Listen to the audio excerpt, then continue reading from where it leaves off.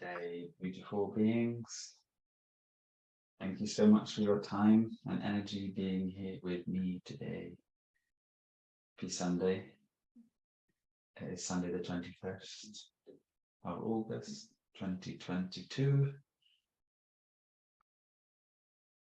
And I wish you all the most beautiful day possible. First of all, if there's anyone that has to go and wishes to ask something straight away, please make it known and I will come to you first. If not, let me just submit a few others and then we will get going. You see some old faces back here again, not old by age, beings I haven't seen in a long time. So it's wonderful to see you.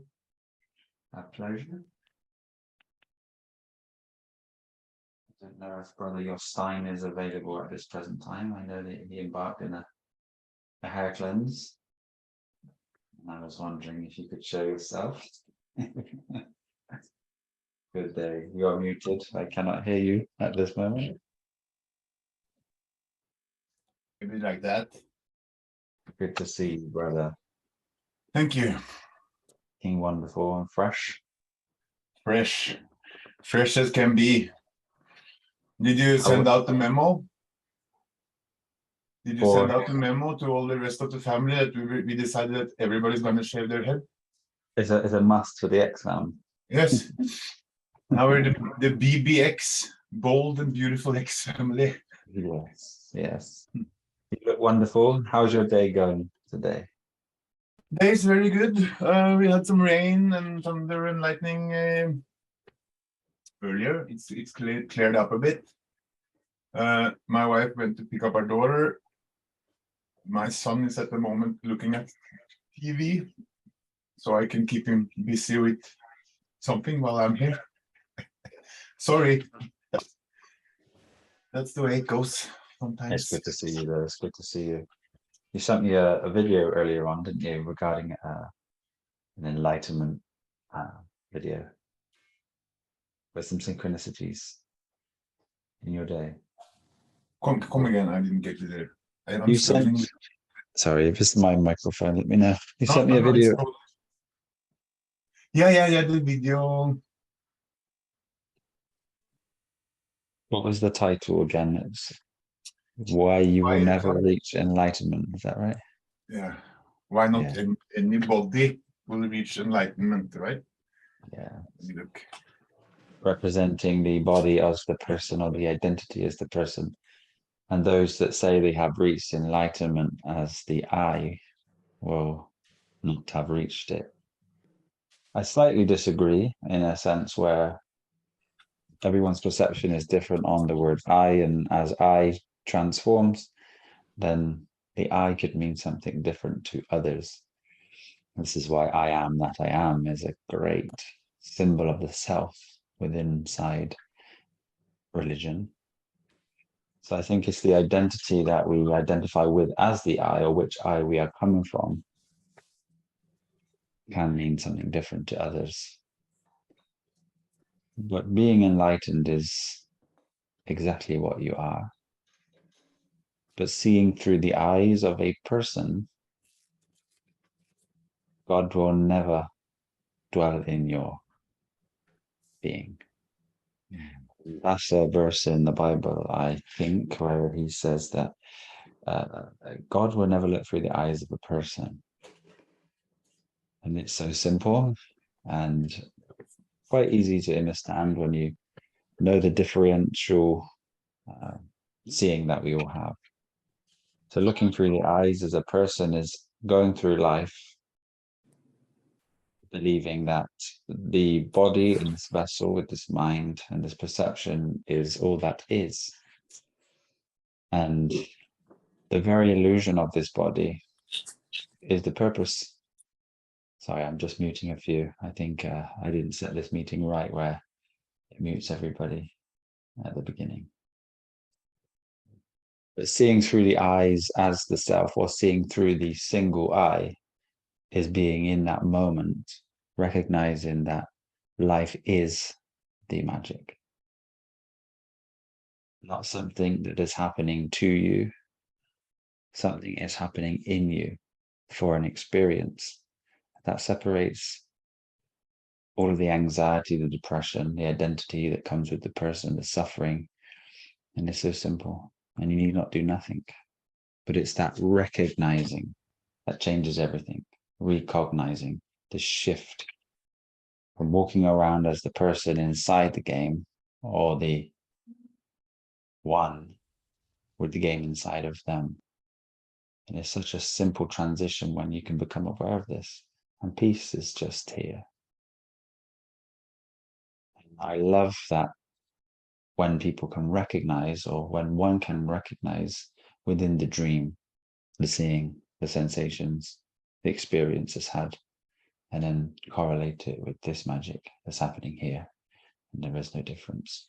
So to give gratitude for every single moment that we have in experience is so key, because this is everything. To be able just to interact here in this present moment with you is magic. It is the experience that's manifest for the one or the nothingness to play. And as we have said many times, physical reality is an absolute impossibility by its nature. It cannot be. There is no man or woman without a man and a woman. And this loop would go on forever. There is no chicken without an egg, and there is no egg without a chicken.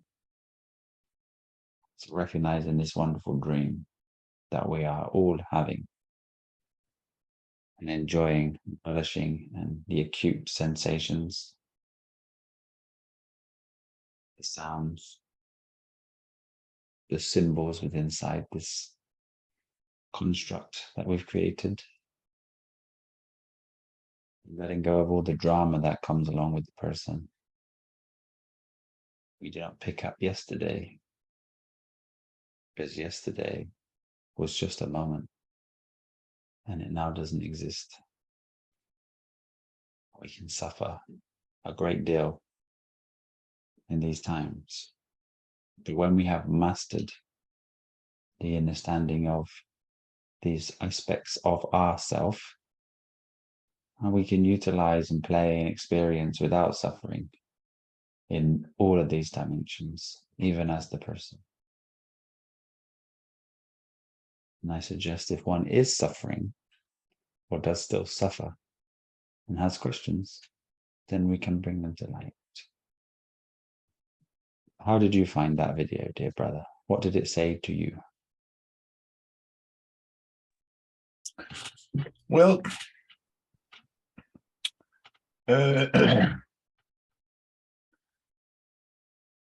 basically that one should never assume that the ego has left you. At least that's what I took away, because sometimes, you know, if exactly like he said, if you think you're enlightened, or you claim to be enlightened, and you're not willing to listen to others, let's say, information, that can be probably not the best. Well, see, thinking is one thing, because thinking that one is enlightened is not a knowing. And if one still has questions about enlightenment, they do not know. Or if one is looking to ask someone who they perceive to be enlightened, are they enlightened? They could not be. But where does that actually, you know, what is being enlightened? Is it just the knowing, or the let's say having the perception of that we are not this physical body, we are something more than the physical body, we have a higher self, and we are energy? Is is coming to that conclusion, knowing, is that enlightenment in a small sense? Or where does the limit go, and where do you classify to be in, let's say, enlightened? You don't have to go to the, like, go become a light body, like become light. What is enlightenment? In the word sense, is enlightening the mind. The mind holds this repeating cycle of ego identity that you have based, or that one may base their reality upon that, believing that this experience is full of objective natures. And this object here is also a part of that. But truly, the real nature of this is you are the subject reality, and all of the objects arise inside of you. So rather than looking from the vessel outside and believing this world is what is, it's looking from this self, recognizing. So the best way to say it would be, there is a recognition. And the closest thing that I could ever put into words is when you are aware of the dream and knowing that it is a dream. The dream is coming from what source? And that source is in you.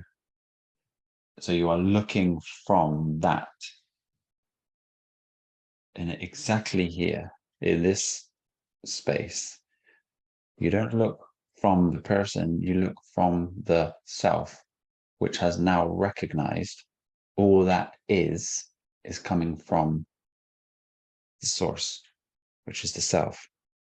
So there's no objective outside world. It is only existing within. This body is, let's say the body is dreamt for the illusion of this, what we're experiencing as a person.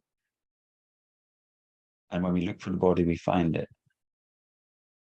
When we don't look for the body and we are just experiencing very deep, attentive consciousness, such as expressing oneself deeply with a painting, it's just a great example. You have lost the body and things are just happening. Now you are seeing all of this unfold inside of you at any given time. So it's just a switch in you're looking, and you're not looking from the body anymore. You're just looking from the self. There is no emotional identity that comes with this. There is no questions that arise, because you innately know and feel and see that all that is which you are. It's a very hard thing to explain. It's just a shift in one's consciousness. No longer do they identify as the body. The body doesn't exist. They are seeing from consciousness itself as consciousness, and everything that arises is consciousness. Nothing is separate from you. Everything is unified within inside. You may see others still as separate. But when you have found that space, how can they be separate? It's impossible.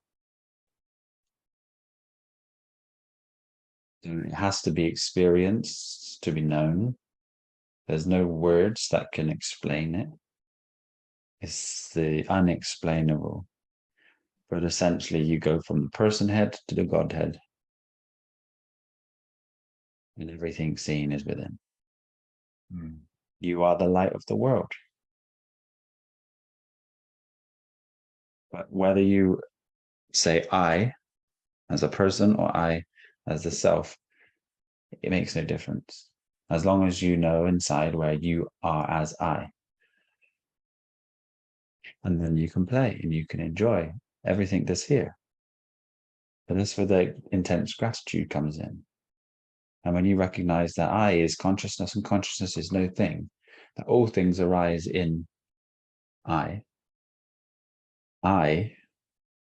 am going to unify with all experiences and enjoy this. Because if you take life seriously, you are absolutely identifying as the person who's lost within inside its own game, its own special magic. But we look for something very magical to happen when the magic is happening, and to realize and to recognize in your own revelations as things are revealed to you. That's magic. Just even one being is magic. Just looking and talking and investigating and sensing and smelling and tasting and touching and observing, and then interacting is here and now. And if we don't recognize that, we tend to suffer in wishing we had something else when everything is already here. And we can attune ourselves and choose to interact with what and experience anything. But it's all from within, never from without. If there is still an outside, then there's something that one needs to recognize. And that's why I keep mentioning the dreams at this time, because that's where you can really, really find this space. Because the person believes the dream to be illusory still. But if it's seen and experienced, then correlating it with the intelligence of the person may help align a scenario where one can just let go of the idea that everything is physical. Because you're free, you are it. So you don't need to do anything to be enlightened. You don't need to search. You are enlightened at all times, because the light of the world is here. But it's in that enlightenment that you have identified as the very thing which was created for separation. To be able to interact with that at will is the best thing that you can find. It's just to know that the created identity is a tool to use rather than a tool using you.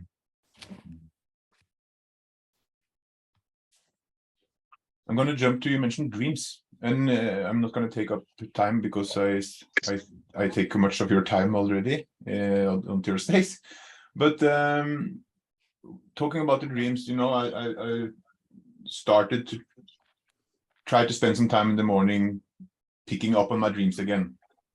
And it works, you know. If in the beginning I have some small things I can latch onto, and if I just stay there, it kind of opens up.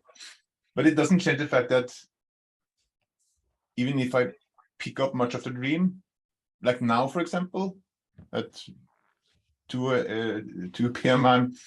I don't remember the dream anymore. So should one make notes and write and do some more work than just? Is it important that these things stay with you? No. No. Because if you take yesterday with you here, there's a split in the psyche, and you live in an alternate place rather than this, because you're here now. But the thing is, when you're arising from your sleep, if you go to the place where you recognized the body / identity and experience in the dream, you're able to remember you're looking around or feeling something or emoting something, and you hold on to that for just some time and sit with it, contemplate on it, let it recognize you, and realize how much of a reality that was at that particular time. How very similar it is exactly as this moment that we're having now. You were there. And then it should lead you to an experience where you have this awareness in the dream, and then you're able to control the dream and sense the dream. And then it's so very vivid. So this is where that practice can take you. Yeah, absolutely. This is the early stages of dream recognition, recognizing that one can become aware in the dream, but by the dream happening and then becoming aware allows you the beginning stages to then refocus the attention while the dream is happening, to then wake up in the dream and then control the dream, experience something, really sense it. I'm dreaming, let's say you dream your family, your son, and your attention is to wake up in the dream to sense your son, to see if you can sense him external to you, perceived, and then here. And then you can recognize, wow, that the son is within me. And I can experience my son at will anytime. This construct here, I can, as a person, believe that my son is separate from me and I could lose him. But in a sense, in the death of the body, the consciousness still goes on, and the ability to free dream is forever. It's consciousness. Mm. And that's why in the dream, whether or not you recognize it, you identify as the body. The body is then walking down steps and slips. And then you wake up here. Those there are within inside the self to recognize the similarities, whether or not the dreams are held onto and remain a part of your personified self. That's the greatest thing I feel. And meditation, being meditative, is the state of the one.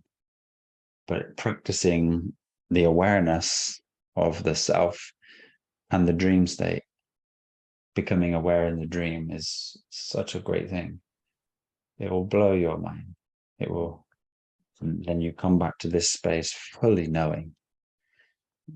This is like the Kundalini experience. Sometimes people take the DMT, they're having an altered state of consciousness. Reality is very different. Things are happening, but they know it's within inside of them.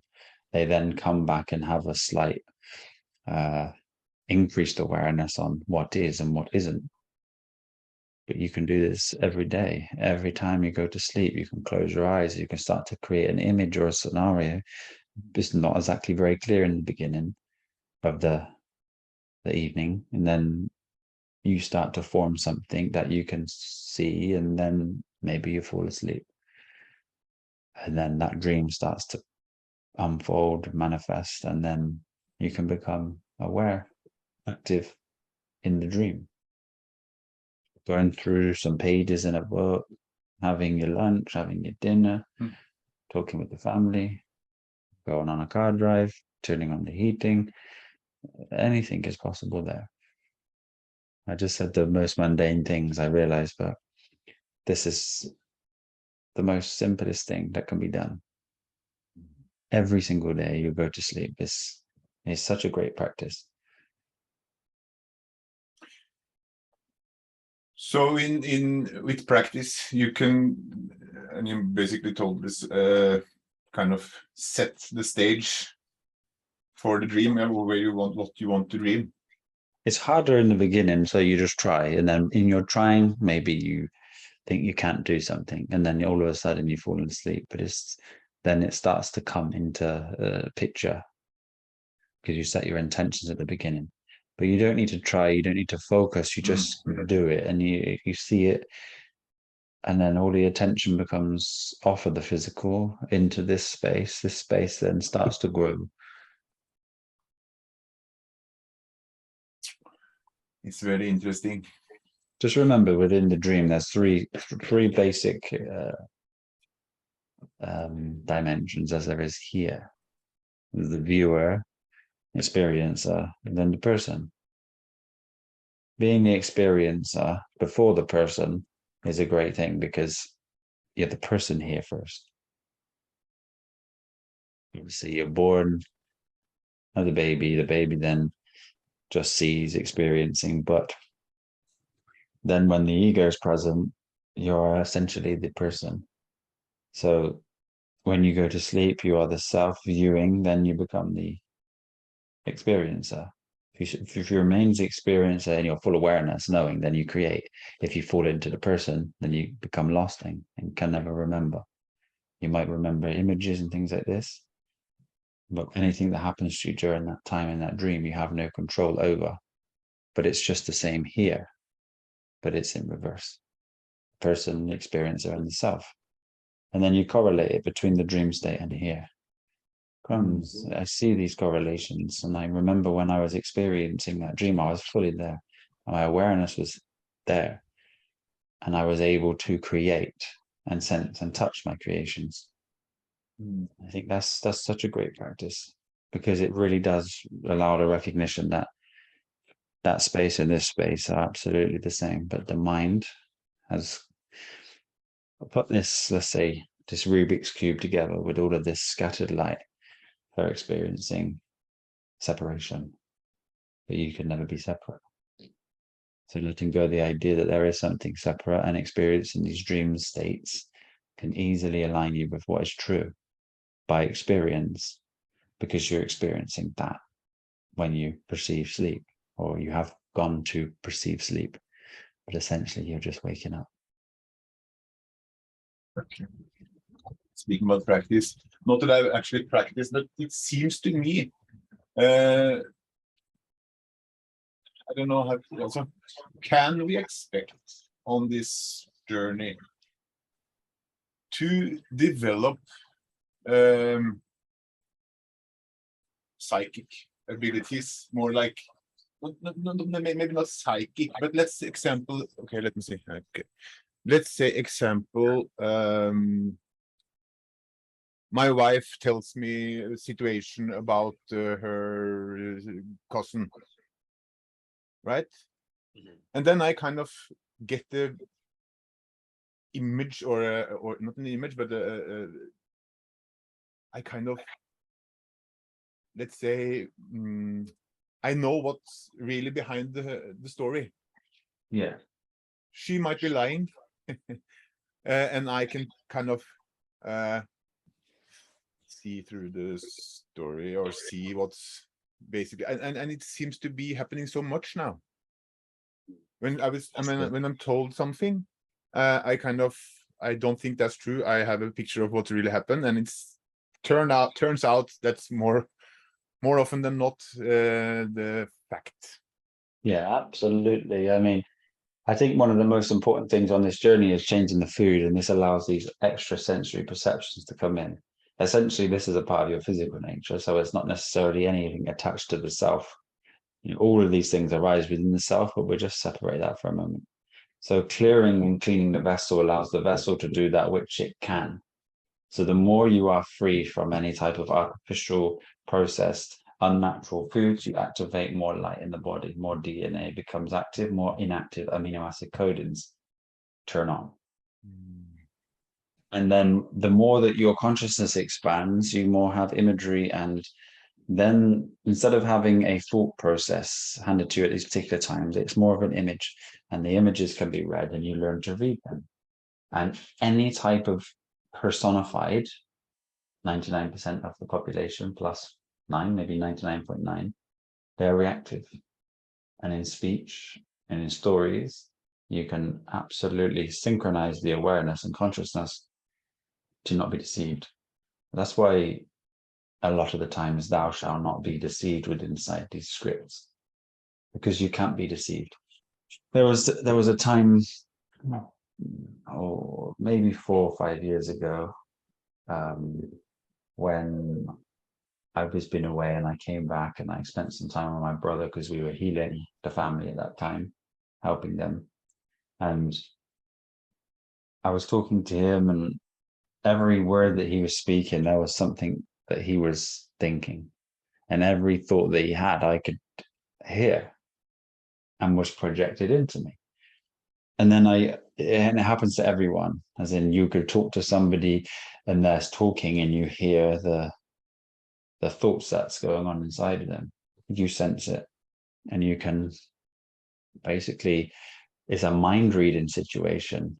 You don't need to try, because when you go into the reverse speech, which we used to speak about quite a lot, every time someone speaks, the consciousness, or you could say the nature of consciousness, actually expresses itself at the same time. And if we record it, it's played backwards. But if we sense it, it's attuned to us. So when someone's speaking, with that is being carried the truth. So if you correlate that with the mind and the etherical mind, the intelligence of the ego mind hears this, and then the etherical mind senses the truth in a different format of language. So it will happen to you, absolutely. And if it's happening to you, really enjoy it, don't use it to prove others wrong, because most people who you say, I know what you're trying to say, you can just say it, because this is kind of what happens first. When it happens, you just say, you just say it, it's fine. And they say what? I know what you want to say. Please just feel free to say it. And they can't admit that that's the truth within inside of them. But and sometimes, I mean, if you've got close people around you, you'll be able to tell them and they'll admit it. But it's hard for an ego to admit that they're not telling you the truth. This is what was happening to my brother. He's like, no. And then at the end of the whole conversation, he said everything that he said was true. And you notice small things, like if someone's yawning during a conversation, you'll see a pattern enough, and then you'll recognize that when someone yawns, it's like they were trying to pay attention, but they missed something that you said, and then they try to catch up with the thing you said while you're speaking, and then a yawn happens. And then, when people say, you're not paying attention, but it's truly they are trying to pay attention, but the act of trying is trying to catch up with something that they missed in the beginning. So then a yawn manifests. That's interesting. Nice, interesting. Okay, I'm gonna let Sabina get going. Just one thing I was thinking, like, this is like kind of a family meeting, right? So I would I have a wish that we can all show our beautiful faces, because this is like sitting around the family at the table, and I can't see anyone. Be careful, because he knows what you're thinking. And basically to check that you all shaved your heads next Sunday. Yes, lovely to see you all. That is beautiful. But yeah, keep up with your skills, my friend. You can really harness them. You can really be acute, and these powers will continue to grow. So don't have any expectation of them. Just allow this to unfold, because it's a great thing. There's a great power, and it may come and it may go, but don't try to hold on to it, because it definitely is something that you don't wish to hold on to, because it's personal. And the one which sees beyond this is everything. So know that this is an elevation of the body that is seen, and we're always that which sees all of this. So enjoy the play. Thank you. Love you, brother. Love your hairstyle. Lack of hair. Okay. Have a good Bye. day. Love to the family. Bye-bye. Sister Sabina, you look very vibrant today. Lovely to see you. Hi, everybody. It's funny, a few minutes ago, I had the same idea that it would be lovely to see the faces. But then I thought, like, yeah, maybe it's more polite to not do that. So, yeah. I'm not polite. Okay. No, but I mean, maybe it's more polite from me. Maybe it's like, if I show my face, then I kind of push myself into the scene. That's what I wanted to say. So I didn't want to push myself on other people. So that's why, yeah. As soon as the faces came on, the energy started to increase. It's lovely to see you all. It really is. Yeah. Josh, what often happens to me is, I think I'm quite good with English, but first of all, it's not so easy to comprehend in any case what you're saying, and then there are words that I don't get, and then, but for example, you said before, and I thought, like, maybe if you explain it again to me, I can get it. You said, well, there is the one who experiences it. Like you said, three things, and our Buddhist teacher always would say the same, and I never really got it, Okay. So it's not only you, it's just there's something, but I think it's just something that, so first of all, there is a body, right? I feel my body. Yes. If we say 3 dimensions exist, basically, and then one dimension is fully involved with the person, and everything that happens to this person is identified with as the body, so emotions happen. So you're stressing daily, you are having anxiety, depression, regrets, you might have slight resentment, or you may not be, let's say, programmed in such a way, but there's one dimension that exists as a person. So you're this person going through life. This is my bag. I'm going shopping. I got to go to work. Nothing else exists. There's no other dimension. it's a dimension that is primarily it's primarily egoic. So everything that one does as a person, there is a relay of reality via commentary inside. Okay, so that means everything, like I feel my body, I can get what the thoughts are, all those sensory things, like what I smell, what I feel, what I think, probably. It depends, and because if one is aware of that, it's slightly different. So if there's a smell and it's a smell, and I'm having an interaction with you and it's just an interaction, and then I identify with something that you say. So you might say, something about meat, and then because I feel so strongly about, veganism or plant-based or fruit-based, that I identify with this so very strongly, and then I arise emotional content, and I have no control over this. So there's only really there's people say it's a three-dimensional world, but those three dimensions are what we're speaking of. In this world, you become very one-dimensional. You exist only as the commentary, the voice, the person. So in a sense, you're walking around and you're having a relay. These are the flowers. I got to do something later. I got to go back and do my dinner. It's not enough time in the day. I don't know what to do. Then you're suffering.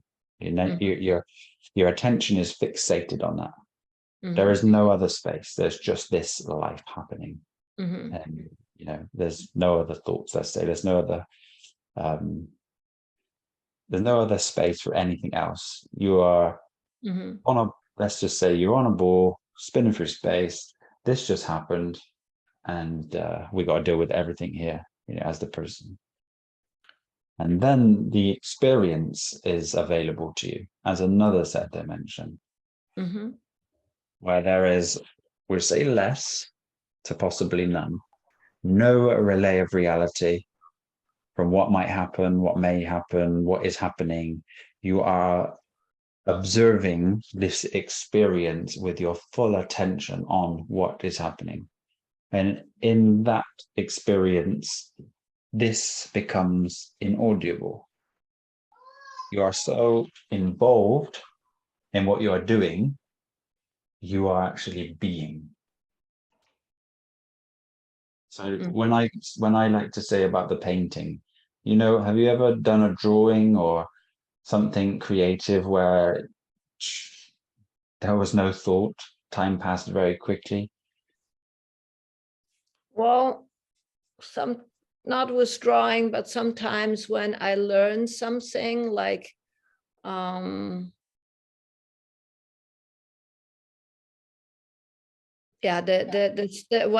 mostly that I feel that time is running differently is if I learn something, like in a setting of learning about, for example, doing family constellation. I feel that during that time that I do that, time runs differently.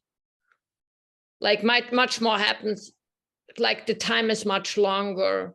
Like I thought I would never be able to do all those things, but somehow it was possible.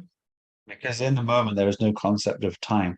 If you can think with this time base as a person, if someone as a person was in a job and they were clock watching and they were constantly had their attention on the clock and how long that day would seem, because their attention is fixated on this time, and then suffering from that happens because this is shifting awareness in something that you would enjoy experiencing. You lose this aspect and time just runs and it's just enjoyed and there's no concept of time. But in the experience, that's what happens. There is no mind, there is no one to explain what's happening into the ego via you. So there's not, I'm doing this, I'm doing that. This is just full attention based in momentary presence is what's happening. But that's experienced as the person as well.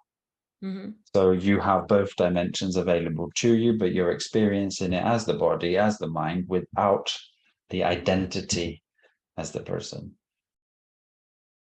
So you are just navigating yourself. And this is when happiness is here. There's just peace, there's bliss.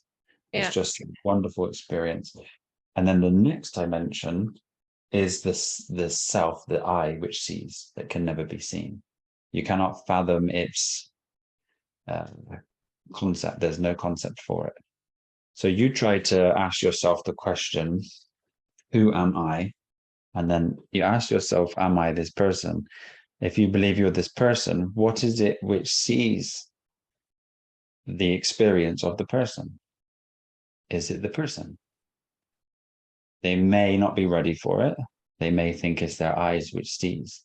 And then this is where the dream work and everything that we are explaining through this conversation will come in to help them see that.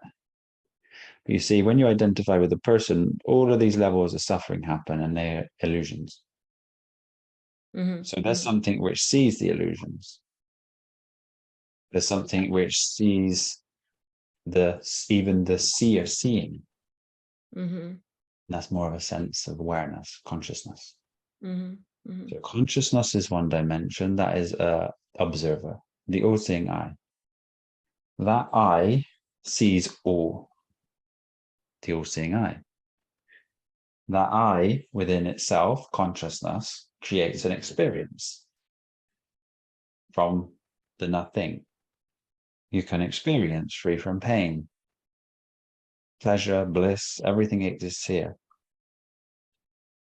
There is a body for the experience to happen.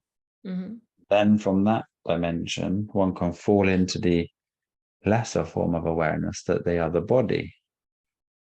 Then now the consciousness has been cubed, and now it believes that it's the body mind when it was in an experience that was created by the self.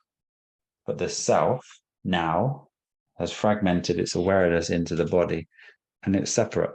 But the whole time, it is the self, the consciousness, which has created the dream and the person to experience. And then in that experience, a mind lost its way. And it's just the person now, running around its own creation, lost its connection to its source, trying to live in peace and happiness from all of the ideas that it's picked up. But as one loses the ideas, one lets go of this commentary by contemplation on its nature. Do these things serve me? Can I change them? Will it change my happiness? What am I looking for? These types of things. You then become more free from these illusions. So you're essentially destroying demons, as scriptures and mysticism would say. And then you're able to exist as the experiencer, enjoying life, enjoying everything. And that will lead you to yourself. Self-experience person. Do you have any more questions? Maybe where I didn't get it quite right for you? Well, let me see. So, like if I would, if you would ask me, what are you kind of like, what is your perception of what you experience? I would say I experience my body, I experience my thoughts, I experience my emotions, but there's also this part where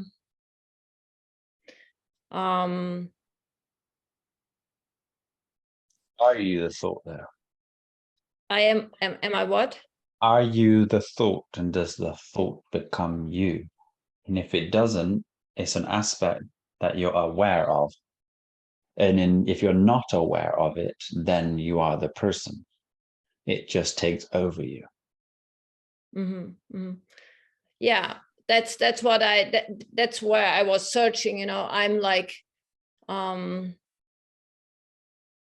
there is one state, and we have practiced that a lot at the end of the meditation, where it would just dissolve everything and there would just be nothing, and there was this space was just nothing, and it always felt infinite, and it just felt like I don't have to do anything, I can just be, It's just, And then when you remember that, what sees that? That's yourself. what sees that? It's my consciousness that perceives it. So the conscious, the seer sees the nothing. Yeah. And then the awareness is aware that there is no thing. Yeah. So you are that which is seeing this. And in that, the awareness has arisen that there is no thing. Awareness is a tool. Consciousness is source. So your source is a seeing that can never be seen. And you're looking from what you are looking for. And everything that is phenomenal, which is physical, is that which you have created from the seeing. Yeah, that's what I feel. I feel that in this space where there is just this being, this, and often it's just for not so, for a second, or it's, and then I fall out because the thoughts are coming again, and yeah, it loses some of, it just somehow loses. But yeah, that's what I feel. Would you wish to exist as that? See, this is why we are here. Sometimes in spirituality and spiritual practices, we think that's our ultimate source. We have to be that. But we are that. And as that, we've created this. So when a thought arises, sometimes you think about the thought arising when you should be here. So you say, I'm trying to stay as that, and now I'm separate because I am that. And now the thought that I'm trying to stay as that has actually separated me. And that's where the attention base comes in, because if your attention is off of a thought, you remain as you were. It may try to dance, it may try to get your attention, but if your attention is off, then it has no impact. And you are always that which you are seeking.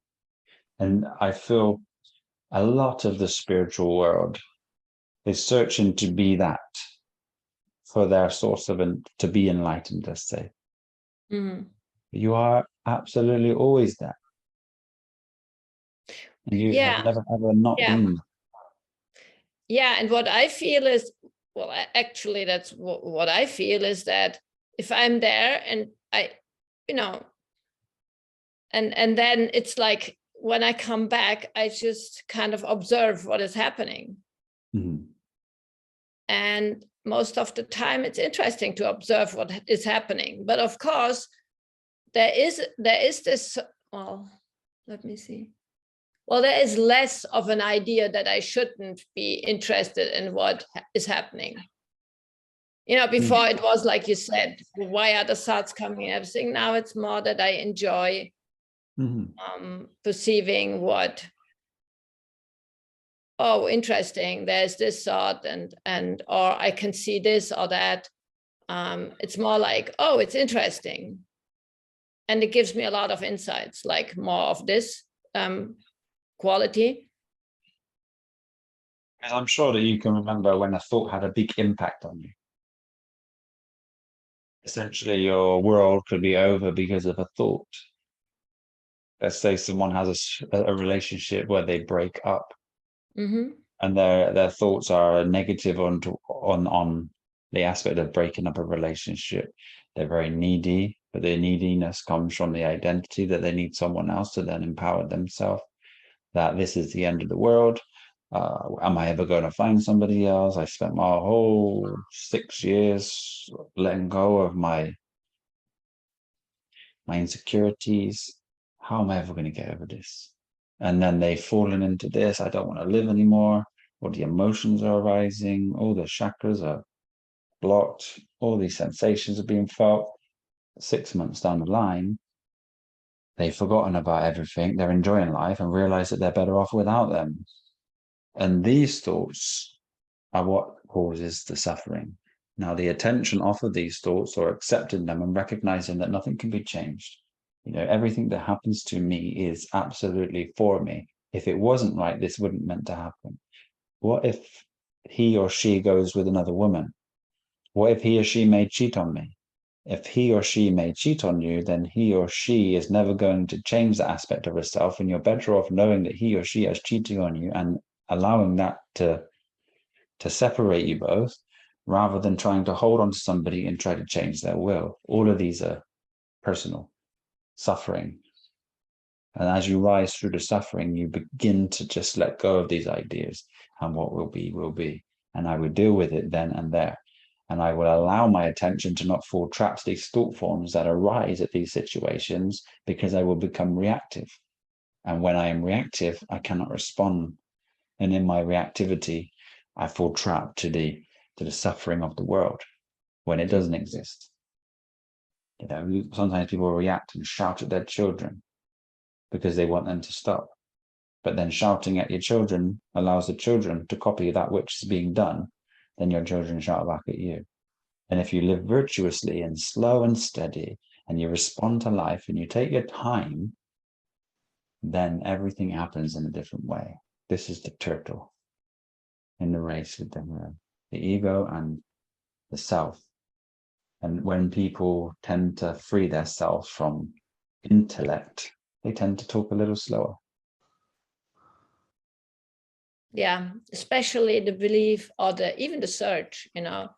It's so interesting what, I mean, it has so much implemented into me and has changed so much of my perception. Like if there's something happening, there is this already like happiness, this, because I think, oh, that's for me. So what could it be? You know,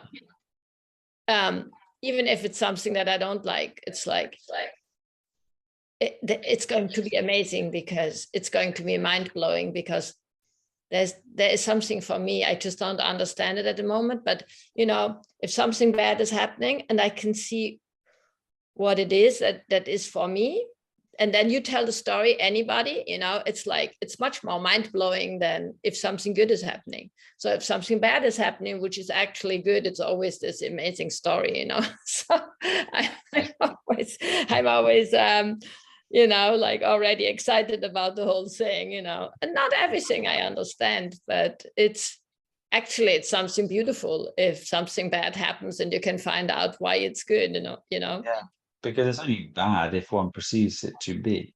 I can remember being probably 14 and 15, and for example, you're in a shop and you need to be quicker. So things tend to seem to be happening a little slower. Mm-hmm. And then you see a thought arise, and then the granny that was in front of you has dropped her things, and then you start to have an opportunity to identify with what's happening. But you must ask yourself these questions. Can I do anything about this? What's the right thing to do? Of course, you would help the lady pick up her things, but sitting there suffering with dialogue inside the perceived mind is nothing but Mm-hmm. a deceit on consciousness. It's very, very much just identity-based, personified suffering, and it doesn't need to happen. And Mm-hmm. we do have this choice. We have a choice at that moment. And that tends to come with the contemplation, you know, being able to recognize these things don't cause any or don't serve you in any way, shape, or form. And the Yeah. more that these, you know, leave you, then the more questions arise with, well, what is enlightenment? How am I going to find this? But you are the enlightenment. These thoughts separate you. As you find yourself in the nothingness, just awareness of nothing, you can then see that all of this comes from that for the experience of the self. Mm-hmm. And you can just live life in a happy way. And if something tries to grab you, you don't have to be in a regret that something grabbed you, because it's not here now. Those things will happen and arise in your elevation. You just continue to accept them, to let go, until you live in a state of momentary presence, aware that you are the one, just experience in all things. You have a choice to drop down into the person, to navigate, to do things, to communicate, but all the whole time being aware, attentiveness to this moment. Yeah. So amazing to sit together, as Justine said, and exchange, and of course, so precious to Do you have. find it easy to look without hearing any dialogue? Is it quite easy for you now? To look, how do you mean to look? To look and silence be here. There's no chit chat going on in the mind. It's just observing and experiencing. How do you find that on your day-to-day basis? Well, that's actually what's happening at the moment, you know, that because of the idea that it's for me, if you know, if, for example, I always had difficulties to what would often happen to me, that my days would be extremely busy, and all of a sudden there would be a Saturday, or like today, a Sunday, where I had like no appointments, no nothing, you know. And then I would start to watch a lot of YouTube films, and I would so be hard on me, you know, why are you doing this and everything, you know. And since I have the idea that it is for me, you know, there's something happening for me. It's just an example, you know. Today I was contemplating and I was thinking, yeah, Sabina, you're so interested in what is the story about people, you know. It's clear that you're going to watch YouTube films, because then you can experience all those stories from other people, what they are experiencing and what their knowledge is, and, you know, yeah, what they bring to the world. And that's actually what you're searching for, you know. And then, because I wasn't judging myself anymore, because I knew it was the best that happens for me, you know, I was like having so much insights on what is actually interesting me, you know, and what is it actually that I like to do and to experience. And that, but it came from that mindset that everything that is happening is there's something for me, that it happens now, you know. So there's some change, yeah, like you say, it's this acceptance and the search and the certainty that it is for me. Yeah, that's incredible. And then when you get to a place where you may find something, let's just say like what you say, and then where you sit there and then the voice says, you know, you could be doing something much better with your time. Yeah. Or if I tell you not to think of a sheep and you say sheep many times, and then how am I going to let go? You realize that when you look, you can look, or you can look intensely. And if the intensity is there, the thought cannot grab you. It stays away. So if you utilize practice and you get something very catchy, maybe your childhood nursery rhyme, you play it, and then the ego wants to continue playing this, do do do do do do do do, and then you look and it's quiet. And anytime these come, you can give attention, focus, and it disappears. And over time, you build that practice where you can look without hearing any dialogue. And then it just becomes in your natural seeing. It eventually just collapses. And it's just a very nice place to live. Just to see, to be, to experience, to communicate, to not have, let's say, the puppet on Pinocchio's shoulder, constantly telling he should or should not do something, because everything that's happening is just what it is, and that's the nicest place to be. You mean if I have a thought, for example, my son is doing this and he shouldn't, you know, in my opinion, he shouldn't. Keep you know, playing that in your awareness without saying it verbally. Just hear it, and then just stop it, attention off. And then you realize you can even have the attention on it now, and it keeps repeating, and you're hearing it. And then you ask yourself, how am I going to stop this? Because it's going to continue, but the only way it will stop is with the attention off of it. but you're not looking anywhere different. This is happening within. So you just look, and it may still be there, and then you just attune yourself, and it doesn't exist anymore. And then you keep looking, and then it may try, and then it's gone, and then you build up this very nice sense of how to adjust. And then you can just put this into your everyday practice. As you know, say before you went to bed, sometimes people find it difficult to sleep when they try to sleep, but that's because the attention is on the thoughts that you need to try to sleep. If you play a nursery rhyme or one of your favorite songs, or a song that repeats, maybe from your childhood, you don't listen to anymore, and then it really tries to grip you, and it repeats and repeats and repeats. The practice of attention there is so key, because it can just be gone. And then it can just continue, all based on your attention. And that dimension of looking is when I say look with intensity, and there is no time. It's just an experience. And you can separate yourself from anything, any dialogue, any situation, and be mesmerized by everything you see. And then you slow yourself down, you take your time, and then you really involve yourself with the experience. Everything is its subtle nature. You don't have to judge anything. You see the shape, you see the form. This may be made of plastic by the person. And then you go back with the thoughts, plastic's made from burning oil, all of this terrible pollution in the world. And then you're suffering. But really you're enjoying the shapes and the lines, the ability to utilize this. You see the computer in front of you, incredible thing.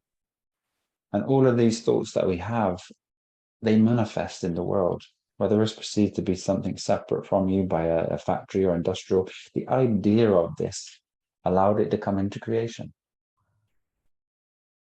That's everything here. It's an idea, IDEA. It's a conscious form within the energy of the E and A. So you be subtle, delicate, take your time with intensity, show your interest to that which is being done now. If you're having a conversation with your sister, intensely be there.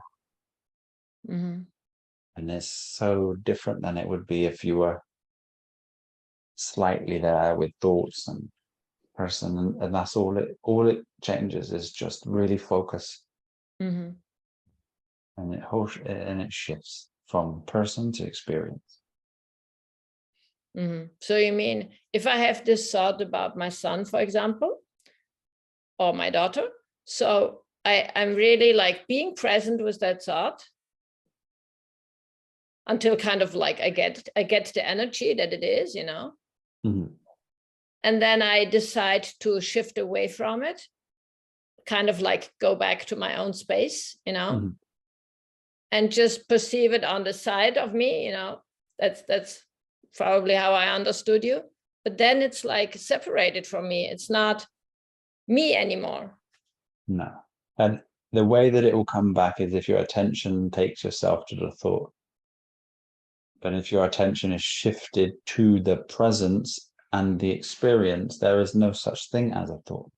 A thought cannot arise there. But that's when you're creative.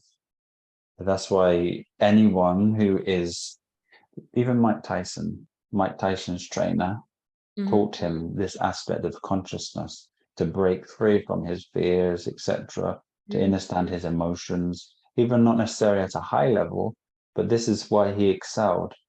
Bruce Lee excelled because he was in a place where he was taught to allow his emotions to be seen, to contemplate on the nature of the emotions, and to distill the thought that arises with the emotion. Us having no emotional content arise and allowing yourself to be. And that is all attention based. If you, I know this is very strange, if you were to have a competition where great anxiety may be there, whether it was an Olympic gold medal 100-meter sprint where the fastest women in the world were there, in that moment that you are getting down on the track, energy, all unanswered questions. What if? And then all of these things would arise. There'd be so much anxiety there. And all that you need to do is to take your attention off of it, and it will disappear fully. Mhm. And even sometimes when you may say the thought of my son, does the thought need to arise? If it does, contemplation with it is what needs to be done. Just sit with it, allow yourself to find the answers you seek. But it's just attention. Mm. So simple. And I think it's hard when one's looking for the answers within the world. But this is the simplicity of it. Yeah.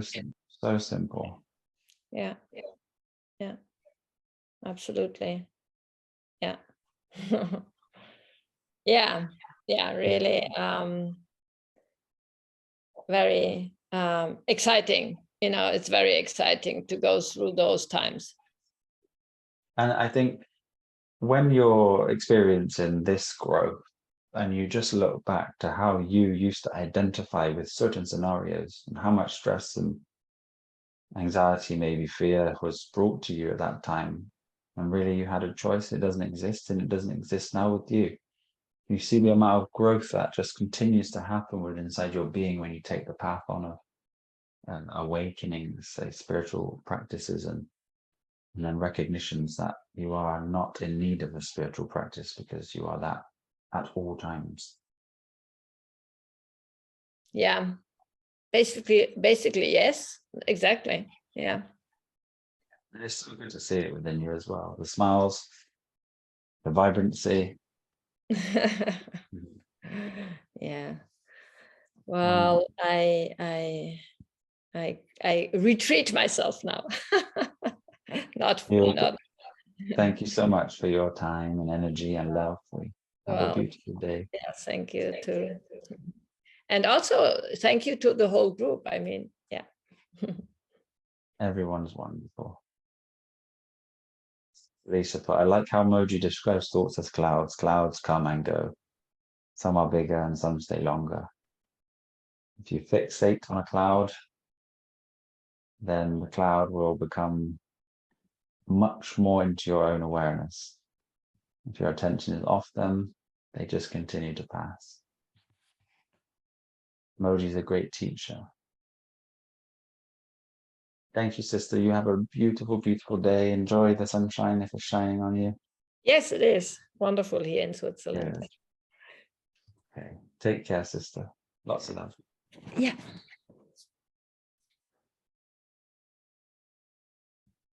I know, Sister Winnie, I seen your hand raised, but it was next. If you would like to unmute and we'll welcome you. Yeah, thank you, Brother Josh. I just put my hand down again because I had to pick my husband in a short time, so I didn't know if I could get to you before. Can I ask about anything today, or is there? No, everything's fine, of course. Okay, I just finished 72 days of juice fasting. Wow. Well Yeah. done, sister. Thank you. And I released a lot of awful stuff from the gut. Yeah. And then I have to start refeeding again. But on day 60, I got very sick, and I have been sick since. But I think it is because of my lymphatic system cleansing my body. I get a cold and something with the sinus and a lot of headache. So I just wanted to ask you what you think about that. How long have you had it for, sister? 3 weeks. It is much better now. Okay. Well, essentially, can I ask when you passed this terrible thing? Yes, it was, yes, because I wrote it down. It was on day 63 and 64. It was after that. Yeah. So essentially, there's a point where the body completely clears things. Was it black, dark? It was green and black and yeah. Yeah. I'm sure that you would be having a final purge, and the lymphatic system would be pushing things out. Sometimes you may have an accumulation in there, and it comes to a certain point, then the body has to, deal with this, and then it's excreted out. So I would say 2 to 3 weeks is an average time for a cold or flu, which we know is very different than what's perceived. And if you're on the mend, it's just something which happens, and it happens to a lot of people. Not many people break the barrier of which you have. So congratulations. And most people tend to do it until they see that which you've seen, if they're on the journey. So yeah, well done. I wouldn't think too much about what's happening to you. Just take it as what's necessary, because the body does what it does when it needs to do it. Okay. You look very young, may I add, very vibrant, and so yeah. Thank you. You and I just got home from the gym because you and Michelle motivated me to go back to the gym, because 2 years ago I stopped in the gym because of all the COVID stuff, and you have to have the passport to get there. So I started exercising at home. And for me, it also was a part of stepping out of the matrix. But now I'm back in the gym, and I can see, and you and Michelle are creating a program now. Yeah. And I want to start on that. And I also stopped in the gym because of my eating disorder, because before I was going to the gym because it was all about the mind. It was all about to get slim and thinner and all that stuff. So right now I have to go back to the gym with a healthy view on the exercise. And I want to say something more, because I also thought that going to the gym was a part of the ego, because you wanted to look in a certain way. So I want to hear your thoughts on that.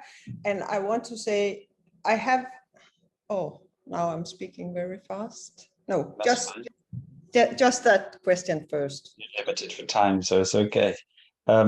Two words: thought and idea. So that which arose about the ego is just a thought and an idea. And we on our spiritual journey can have the idea that we shouldn't be doing certain things, but those ideas absolutely hold us to the ego. So we can do anything we wish. And when we do something, we do it with grace, and that allows us to do it at a much better ability than we would have previously. But it's great that those things arise, because that opportunity allowed you to transcend that thought.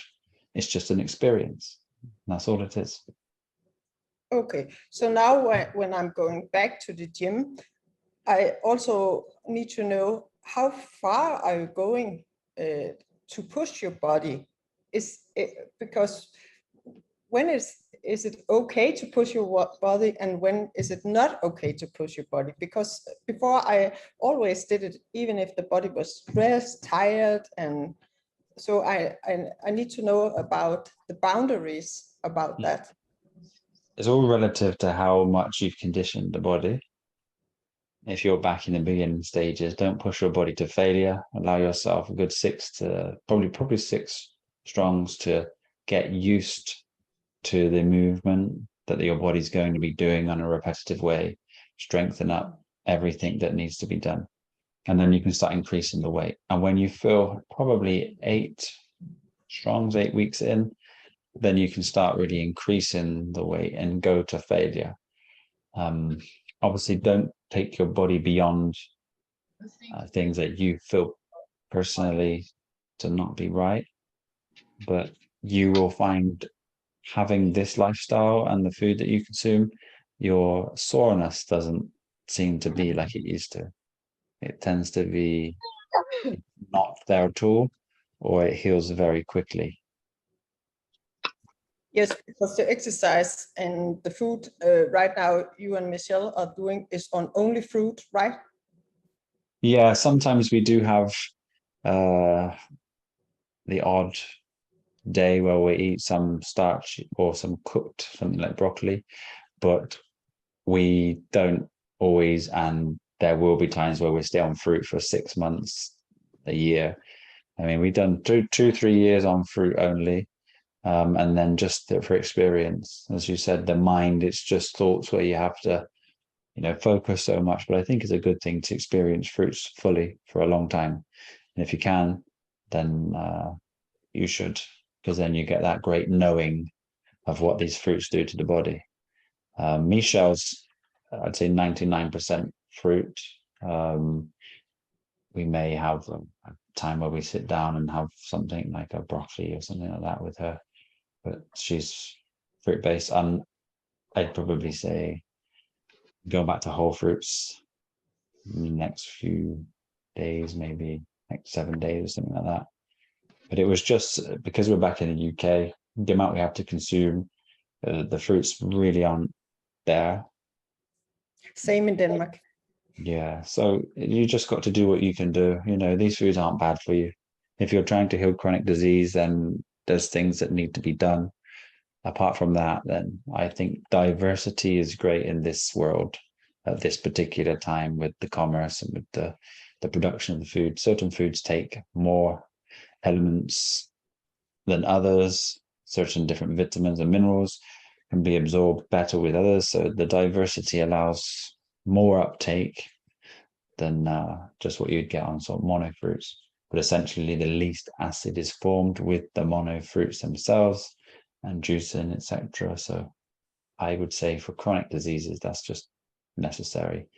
Even seizures and things like this is rapidly noticed if one is epileptic. They come off the medication, eat some nuts, they may have a seizure, eat some, think starchy or processed foods to have a seizure, but go to the fruits, they won't have seizures. No, I'll try to stick to that, but I get a little confused because in the raw community and some are speaking about, yes, only fruit, and other people say you die if you only eat fruits. You can see Hilda Larsen, I don't know if you know her, she died and I got so confused, but I was thinking, I just want to listen to Josh and Michelle, and then I need to find my own way in the raw food and about the fruit. Yeah, don't focus too much on what others do. The others are a part of yourself there to distract you away from your innate responsibility to your symptomatic experience. The thoughts, the feelings, the emotions, the questions, they all arise inside of you. One of the best things that you can do is transcend ideas. If you eat something, it's eaten, it's done. But I would like to say there is a foundation, and the foundation is built on whole food, plant-based. I have created, not from, I would never go out and eat a plant-based restaurant or anything like this, just to do with the practices of washing, cleaning, knowing where it comes from. So if you have a foundation, don't cross that foundation, but predominantly stay on fruit. You could eat all day. You could have an orange juice, a smoothie, a salad for lunch, some fruit for dinner, for snacking on. And then you could have something else in the evening, whether it's got some slight starchy foods in it, you steam them. It's an experience and you feel it. So if you feel like you're having too much, then the body changes its acidity levels. You may start to feel a bit different in the lymphatics, and you can adjust it. You can eat things slow and steadily, put a sweet potato in or a squash in, and then a week later you could have another squash, and then you could put it twice in, then you could add it 3 times in. You could work yourself up to every day, even twice a day, but I wouldn't start doing it straight away. It just increments, and then you'll be fine. But we've got to remember the world is eating processed food. Rarely do they eat anything that's living. Rarely. And if your food is predominantly living, whole food, plant-based, you are doing an incredible thing. It is. Thank you. And the last thing is about suffering and demons, as you were speaking with Sabina about, because I am still the overthinker and I still think way too much, and I feel I still create suffering for myself, and I know it is me which created. But what is the best advice for me right now to do it in a better way? Because right now I have a lot of shit going on, sorry, on my workplace, because there is such a bad environment right now, but it is time to clean up and the leader is trying to do that, but it's very hard to go there. And I think I suffer a little bit how to do it in a better way. What makes it hard to go there? 2 people get fired because they were not nice people. I take care of small children. Okay. And yeah, and I saw one of my colleagues, she was not nice to a little child, and I told the leader that, and I was told to scribe everything down and send it to the leader so she could use it, because the 2 people maybe should get fired. And I think that was very hard on me to do that, because I don't like to do things like that and be a bad person. What makes you think it's bad? No, it wasn't. I can hear that now, but so many things has gone on there for the summer holiday, and everything got so crazy. And I'm a very sensitive person. I know maybe you will say it's the ego. So I feel and felt everything there, and I got very sad and a little bit depressed of all the stuff was going on, and I just want to have a good environment for the small kids. What were you trying to change that this would have made you depressed? What was the idea that needed to be changed? It was it wasn't the right way to take care of children. It was the wrong way, and I could see that the children wasn't thriving. So you've got a desire inside of you to make a change. Yeah. Can you change it yourself? Now I have done the things I can do to change the thing. Yeah. So you've done what you needed to do. Now, along with doing what you needed to do, did a thought arise that you shouldn't have done it? No. So why are you unhappy? How to explain that? If you accept that you can't do anything other than which you have done, Yeah. maybe if a question arose inside of you that the others that you had to tell on doing something that you didn't want to, because you didn't want to cause a break in the relationship there, those questions that arise, they have to be accepted. Because if you want the best for the children, you have to do it, because you wouldn't want your own children being spoken to in a way or treated the way that they did. So what they did was wrong. In a consequence of their actions, the light of the world had to respond. And in that response, you did what was necessary to file a complaint against their behavior. Now, you need not think about what others think about you. No, but now I know what it was I want to say to you. It is because I'm asking myself, why am I creating this situation? Why I know there's something I need to learn, and I know I need to speak up before things got crazy, but it isn't the first time I am at a workplace like that. So I think I was getting a little bit angry at myself, because I think, why am I creating this situation again?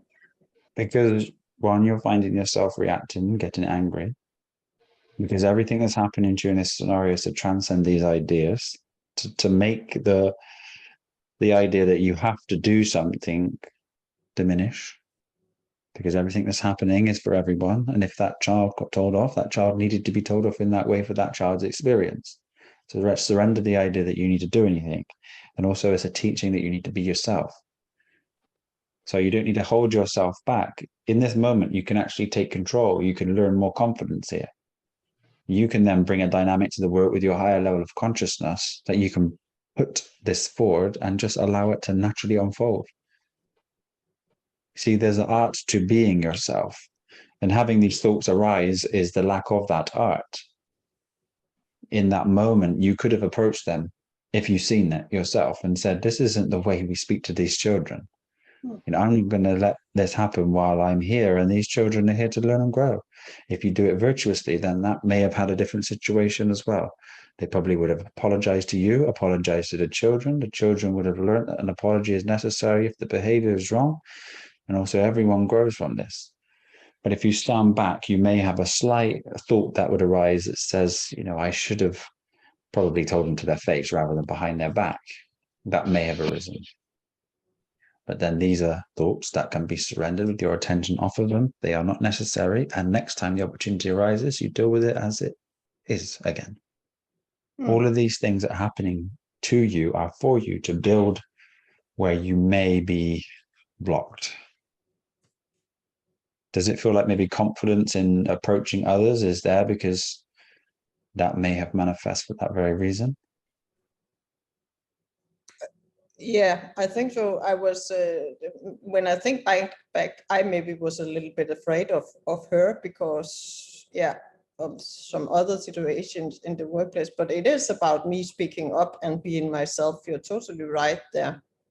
Because fear only arises from that thought, and the thought is lack of action. Yeah. And if you act virtuously, you'll always be protected, always.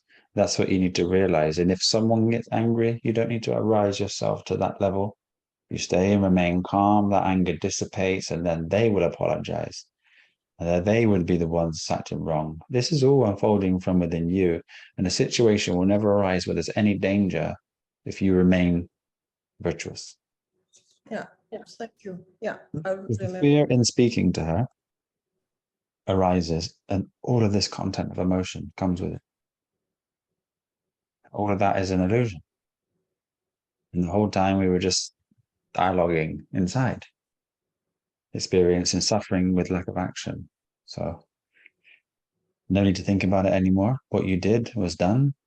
I think if you ever come across anyone doing something to the children that you deemed not necessary, I think a conversation would be the best had there and then.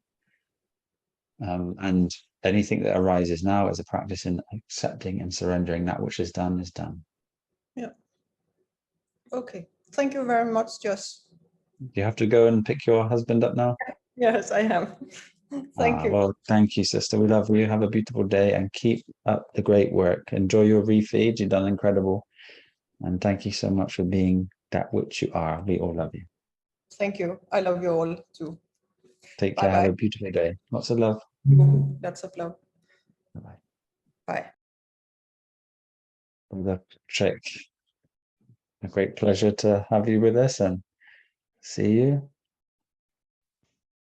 Hello, everybody. Thanks, Josh, for having me today, and hi to everybody. So I have some nutrition questions today. I would like to know your thoughts on superfoods such as spirulina, chlorella, or even other types of like ashwagandha, maca, mucuna. Are they like dead food since they're dried up, or they're still beneficial for one's health? Well, the seaweed is very beneficial in additional minerals. Essentially, all of the earth was flooded with seawater. Seawater is the salt which creates all of these beautiful complexities within inside the diverse nature of fruits and vegetables. So by nature, very beneficial. A way to absorb them may be slightly different. Now, if we look at these seaweeds, even things such as kale, etc., the body finds them very difficult to digest. If one is very clean and very pure and has existed on a fruit-based diet and interacts with these solely, will find a shift and recognize that these are quite hard to break down in the body. Now, spirulina itself, I would rather have something like racemos or kombu for the complex minerals that it offers, the iodine and things like this, which are not present. And how I would utilize them would be to boil them. Now, if you try to consume them on their own, the breakdown of it will not have much absorption in what you're looking for. If you boil it, yes, we are heat treating it, and we are losing some minerals, but we are drawing them out. and we're drawing them out, which is allowing them to be absorbed more efficiently in the body. So I would say not to spirulina, but yes to Irish sea moss or kombu or both. As for the other herbs, yes, they are dead. They have no living energy, so they will cause some acidity. I have found no benefit in them. You know, things like maca, they say they help boost testosterone and increase the levels of fertility. There's nothing better than a whole food plant-based diet or being predominantly on fruits. I don't know if you've heard the session where I spoke about my testosterone levels. I had them recently checked in the last months, maybe 2 months, and the UK levels are between 250 and 900, and mine were like 1,300. Wow. And they asked me if I was taking any steroids or any testosterone boosters or anything like that. And there were studies in the 90s done on vegetarians and a correlation between them and higher testosterone levels. Obviously, we've been informed by the media. We know its purpose, that meat is testosterone, animal products raise testosterone, but they don't. They actually lower it. And why we're seeing a drop in testosterone across board, across the world with elder beings, is because of the standard diet. The body shuts down mechanisms over time that aren't needed as much, that take energy. So things become less efficient and then they degrade. But if we give the body what it needs with light, with energy, with amino acids and glucose, and keep it free from acid and breakdown, then things work properly. It's like even women who have periods will experience heavier periods when they eat heavier foods. And if they have, say, a juice fast, they may not even experience any. And there's definitely a huge amount of reduced pain that they may suffer. And you see this over a great scale or a great period of time, then it becomes very obvious. But I would definitely say these things can be tried. They don't necessarily serve you. In my experience, even with family members, I was trying to guide. Obviously, everyone has their own decisions and they need to take that path. But like Dr. Morse's herbs, Dr. Morse has a great idea on the food systems. It's very good, but it's still kind of commercial and it still is for profit. And for example, my sister, she was eating fruit on her journey, whole food, plant-based fruit, trying some fasting, going back, and she was in bed for 14 years. And then she put in some of Dr. Morse's herbs and then had a flare up, and then went downhill. So in my experience, I would just say these things aren't necessarily offering you anything apart from a small amount, very, very minuscule amount of what you may be seeking, but neutrally, no. There was something that someone sent me actually and asked me to ask the questions. And it was Carnivore MD, a carnivore medical doctor who eats fruits and meat. And he was talking to an old Jamaican man who says plants are the source of everything. And he said, where do you get your L-carnitine from? Where do you get this amino acid from? Where do you get this from? And essentially they're only found in meat, which is true. But the body synthesizes them and produces them in the liver. So everything found in meat, I can find the video and try to share it. Everything found in meat that isn't found in plants is produced in the body. That's pretty amazing. That's where meat has it, because it's produced in the body of the animal. Okay, perfect. Thank you. And when they're like, for example, let's say a phytoplankton, marine phytoplankton that's with liquid form, is that the same thing? It's going to cause some sort of inflammation, or it's just not needed? Because apparently this marine phytoplankton is the only food that is that doesn't go through the digestive system and is absorbed directly by the cells. So is that I think you've got to beneficial? ask yourself like why it doesn't get absorbed through the digestive system. For one, you know, if the digestive system essentially is designed to have a bacteria which consume the foods that we do to then defecate the minerals and vitamins that we absorb, it's possibly the process that needs to happen for full absorption. If we look at, have you ever heard of resistant starch? No. No. If you look online and you try to find anything negative about resistant starch, you can't. They say it's so beneficial for the body. It goes straight through the digestive system and is absorbed into the lower intestine. This is essentially how you would get resistant starch. You would like cook potato and you would leave it to cool and you would recook it again, or you just leave it to cool and it has more of this resistant starch. Now, if it's more resistant to the body, to me, it offers no nutritional benefits. There is some things which arise in it that are not in it normally, which they say the body utilizes and needs. The same things found in legumes, the same things found in these other types of foods, which when consumed, one should be able to feel the nature of them: gas, bloatedness, a slight distension in the body, a negative drop in the way that one feels. And these are all promoted. But it's something that I would say I wouldn't believe the science to it, dear friend. It's very difficult when you have so much information out there on these things that say they are positive. But if they're going straight to the cells, you just try and find the mechanism, how they attach to the cells, and see if it makes any sense. Somebody was saying the other day, and I was having a conversation with them about herbs, and certain herbs attached to, let's say, they stimulate the liver and therefore a liver cleanse. So if I said to you, what's the function of the liver? You know, the liver cleans and purifies and takes on toxins and these things, and the gallbladder, the lymphatic system. If it's stimulating these things, I could stimulate these things with giving you food that's toxic.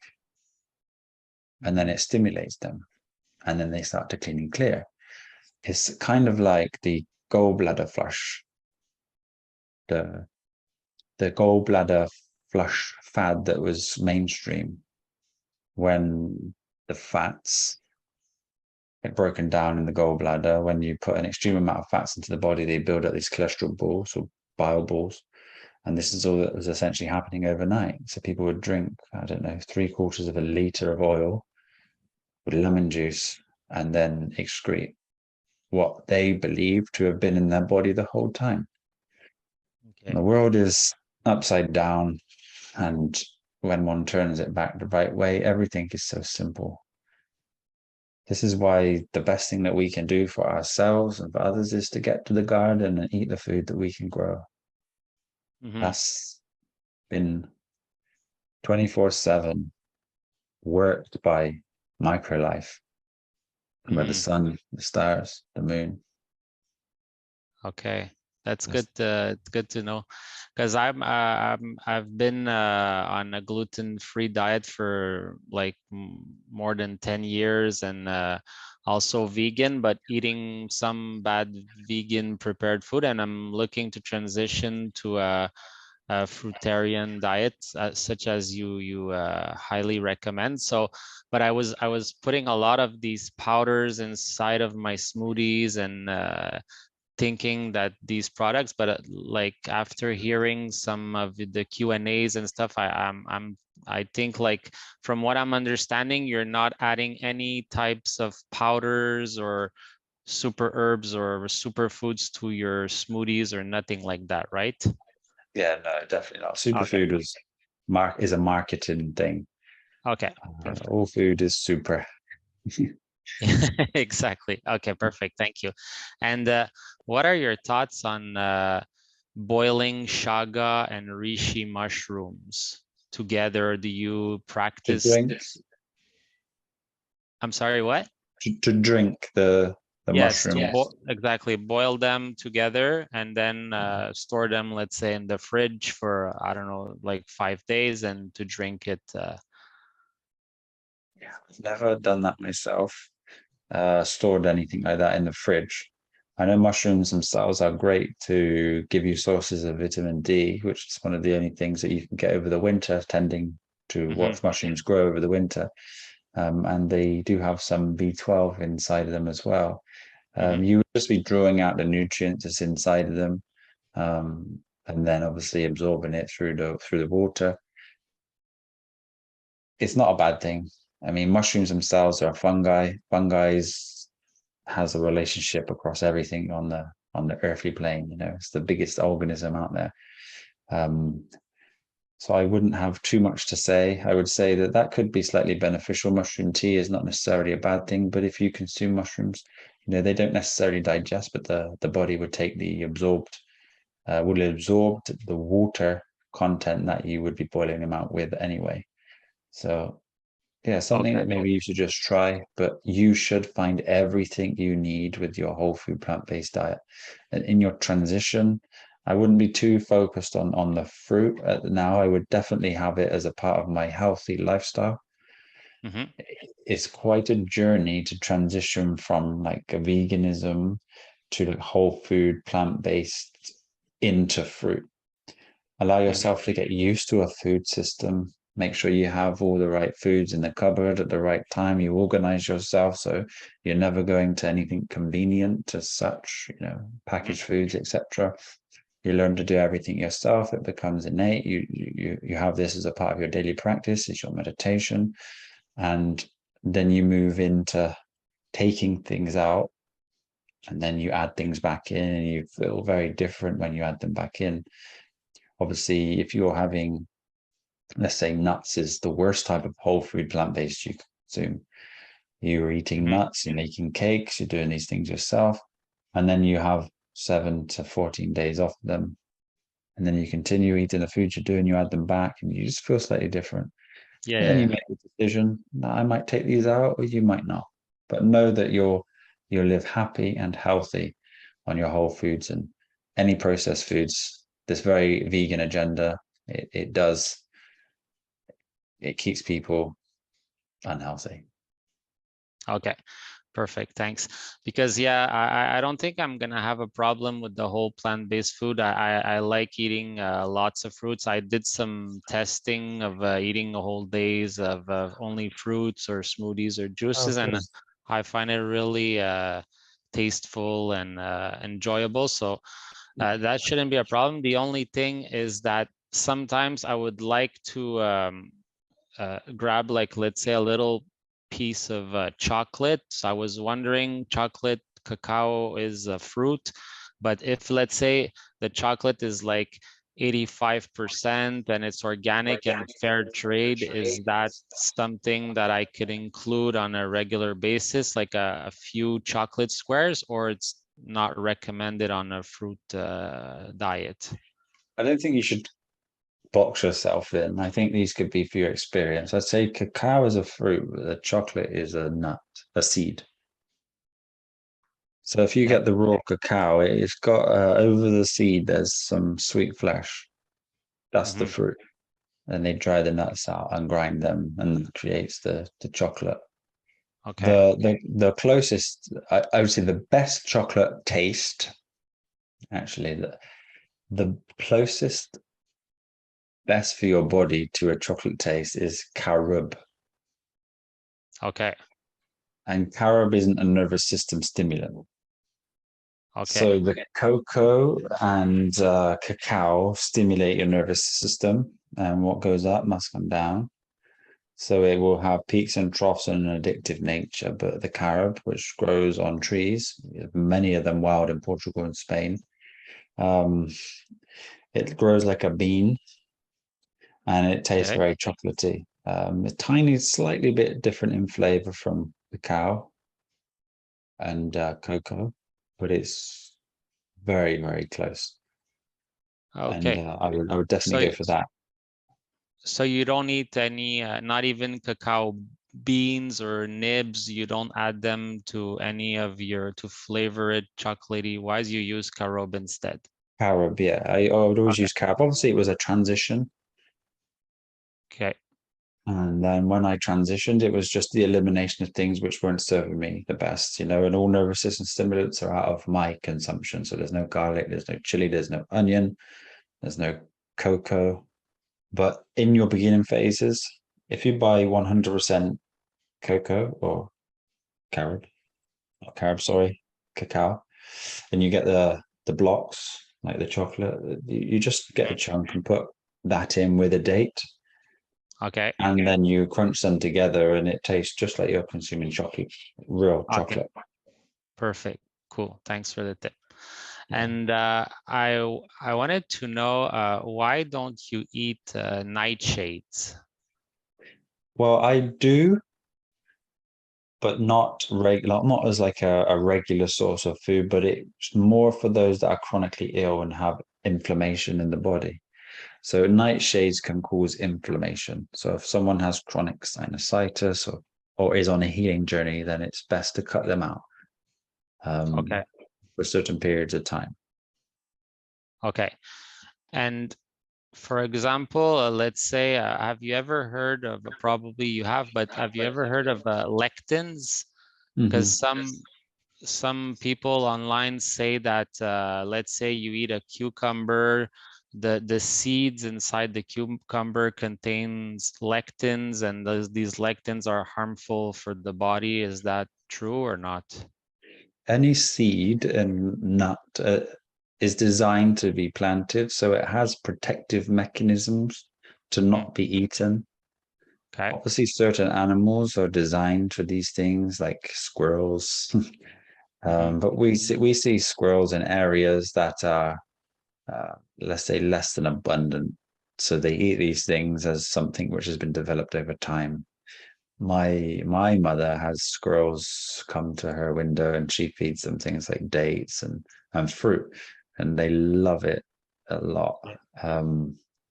So we have to look at that on a broad spectrum as well and realize we're not necessarily in the places we should. Even all animals themselves have been learning scavenging and other tactics to keep and maintain their life. But when you're consuming fruit with seeds in, I mean, bananas themselves, they used to have seeds in, big seeds or bigger seeds. You would just swallow them. And in swallowing them, it doesn't break the seed open. It just allows the body and the seed to have a relationship. And that relationship that they have allows the seed to uptake what the body needs more of and then feed you in that cycle. So yeah, nuts and seeds and everything like that, they shouldn't be broken down. Even a cherry, you know, a cherry seed contains a lot of arsenic. And if you eat a few, maybe even 10, I think you can actually die if that's So broken. if you eat cucumber, do you remove the seeds or you eat Usually, it? yeah, usually if you are growing cucumbers, you don't really grow them to a size that they start producing seeds because Okay. they're more crunchy and they tend to have a better flavor. As they grow larger, they become more bitter and more watery, and the seeds start to produce. So commercially, usually there's not much cucumbers that have seeds. If they do, I mean, I wouldn't blend them Okay. and drink them. Like if for example, everybody might benefit from this, they might already do it. If I'm making a smoothie and I'm having something with seeds in, like a strawberry, okay, I would do avocado, orange juice, bananas, and blend them first. And then I would add strawberries in at the end and just turn it on a very slow blend to mix it so it doesn't break down the seeds. Okay. If you have, for example, kiwi and you blend up a kiwi, you'll find it burn the throat because of the seeds inside. Okay. So anything that has seeds within it, like tomatoes, for example, Yeah. I'd have a hand blend them so it doesn't break the seeds down. If I'm making a curry, I will do the orange juice, I do the coconut, I put a mango in, the coriander, say like a bit of turmeric or something like this, and black pepper, blend that, and then I put the tomatoes in at the end and do that very gently. So it's not Okay. breaking up the tomato seeds as well. Okay, okay, perfect. Thank you. And like what on one serving, how many different fruits do you mix? Like, for example, do you eat fruit salad that contains 10 different fruits, or you rather do it with 2 or 3 different fruits, or even mono fruits? I know mono is supposed to be better if you eat like only mango, I think, for example, and then later you eat something else. Is it better to do it that way or to mix them around, or is there a limit of what? Because I think that once you mix too much at the same time, it can create confusion in the body. Is that correct, or? Yeah, it is correct. And ultimately, the best way to consume would be to just eat the fruit in its whole form and have that in abundance. This is why seasonally you have like the trees produce their fruits, and then different times of the season, different trees fruit. But obviously you can. It's going to be so much better than eating anything else. You know, if you're trying to heal chronic diseases like with seizures, is a good one, because the complexity of food can cause people to seizure, not normal people, epileptic people. And if they go Okay. down and reduce the monofruits, they'll find that their body handles it very well and they discontinue seizures. And then it's just a period of time before you chelate the body of heavy metals, before then you can interact with other things. So yeah, going back to the root source of it is essentially the cleanest and purest way. But mixing 5 fruits together, I would say, is probably a good number to not find it causing any issues. Maybe if you go into 10, Okay. 15, it's going to be very complex, but 5 is a good number, I think. Okay, perfect. Cool. Thank you. I live in near Montreal, Canada, which is the east side of Canada, and it's really, really cold here in the winters. Like we can get easily -30, lots of snow and stuff. So it's very hard for me and my wife to grow anything here. So we gotta rely on buying our food most of the time. So we mostly eat organic, but what happens, like if let's say sometimes there's non-organic foods, like would you, if let's say you're stuck, you're outside and there's no organic food, do you just fast, or do you ever eat non-organic foods, or would you rather fast, for example, if you're not at home, for example? I would say it's a really good question, and it arises in everyone when they go on this journey.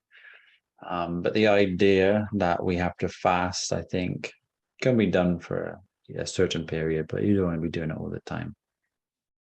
So I eat inorganic food, grown inorganic food. I don't mean inorganic by plastics and things like this. If I have to, I obviously prefer having organic. That would be my choice. And obviously garden grown is the ultimate choice. But if you can't, then acceptance and surrender to the idea that you shouldn't be consuming this is the best thing to do. And know that you're doing the very best at that time to feed yourself and your family. And it's going to be an awful lot better than any other food that's given to you commercially, whether it's been made, ready, done in the shop for you. So that's a great upgrade from any other food source. Okay, I cool. think thoughts as well, you know, if you're thinking that foods that you're consuming are going to be harming you, that's going to be harming you, you know. Okay. You have to do And I what you have, have to do. okay, thank you. I have 2 more questions. One is about hemp seeds. They're seeds, so again, I think we probably don't consume them, but again, is that good or not to take hemp seeds with the spoon and I just take the bag, I take a spoon and I eat it? Is that good? Is it related to CBD oil, or is it completely different? It's very different, obviously, than the whole full spectrum CBD oil made from the flowers and the plant. There's a big can of worms when you open up the omegas. I would say if you look at the functions on the body and what the omegas do to the body, you'll see that they're not necessarily necessary. But Okay. if you look at the science that has been given to us, as hemp seeds are the only thing on the planet which has the complete spectrum, protein and amino acids. Okay. But I wouldn't judge it. Add it to your diet, see how you feel. It's not going to cause any harm to you. And where you live, I would say, is probably a good source of fuel that's going to keep you for longer, keep you fuller for longer. Hemp is an incredible plant, but again, it's a seed. If you get the shelled hemp seeds, then they're going to be the hemp hearts. Have you seen them? Shall I use? Yes, I think I don't know if they're shelled or not. I don't. They're soft and they have the Yeah. shell taken off. Yeah. Yeah, those are the ones organic Yeah. that I eat. Yeah. That's going to be better for you. And yeah, I would absolutely say if I was replacing a baby's formula, Mm-hmm. then I would recommend blending the hemp seeds. Okay. Definitely. Okay, perfect. Thank you. And what are your thoughts on tinctures? What type? Like cannabis tinctures? Or?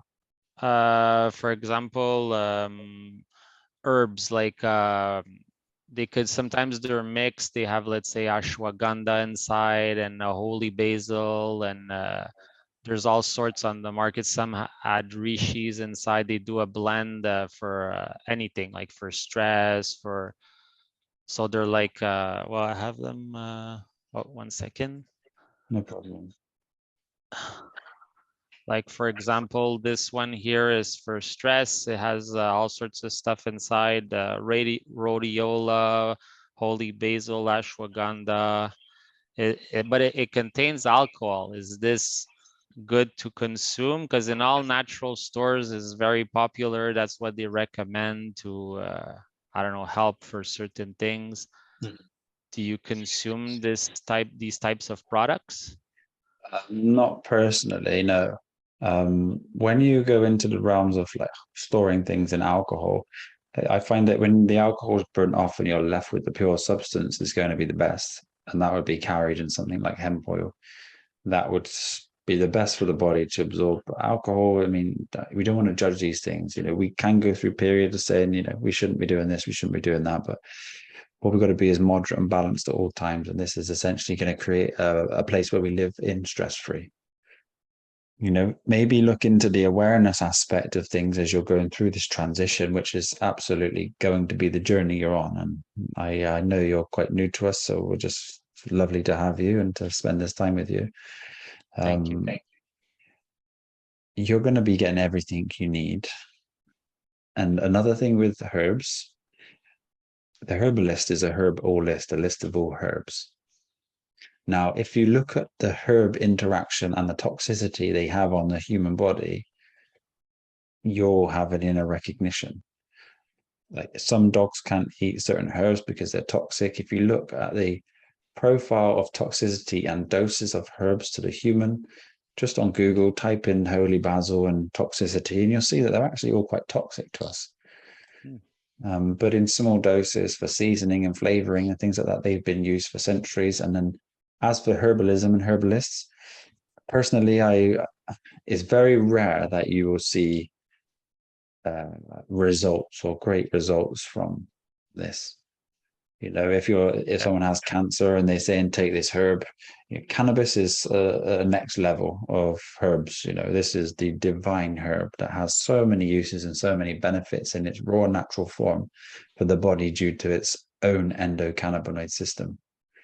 But that will have to be tried by you. I mean, for me, no. I mean, I would use coriander for chelation, which helps detoxify heavy metals. But it has its toxicity, and I use it in food probably if I was making something special. Okay. Thank you very much for. But it's a great journey, and the questions that you have are wonderful. And I think when you experience this for a certain period of time, you'll very well realize, adding these things in makes me feel slightly different, not so good. Yeah. And that's just the journey, but life has brought you to this point, and yeah, congratulations on level upping. Thank you. Have a good day. Thanks. Are you finished, Jeff?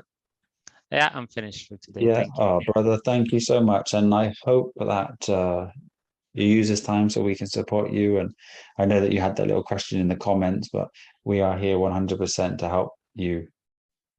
Thank you very on your much. journey. Glad to be part of the X family. Oh, I love you, brother. Thank you so much. And to your family as well. Take care. Have a beautiful day. Thank you. You too. Take care. Bye bye. Bye bye. Brother Matthew. And before we start, I see your stamp. So frozen strawberries in a blender is an issue. It's not an issue. I think to break any seed up is going to bring some level of toxicity with it. You could leave them out overnight in the fridge and allow them to defrost. Personally, I just think it's better to not break down seeds when we're consuming things. Okay. Lots of love. Brother Matthew, Thank you. welcome. Hello, Joss. I'm sorry it's so dark here. I can't work out why. Oh, that's a bit better. Very good. Before I ask anything, is there, I'm going through this detoxing and just the itching on my arms that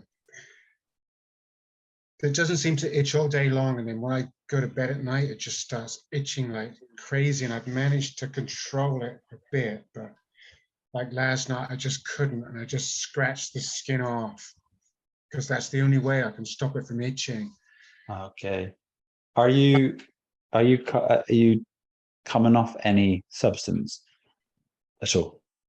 Well, I'm coming off tobacco and cannabis. I mean, And are you struggling to sleep a little bit?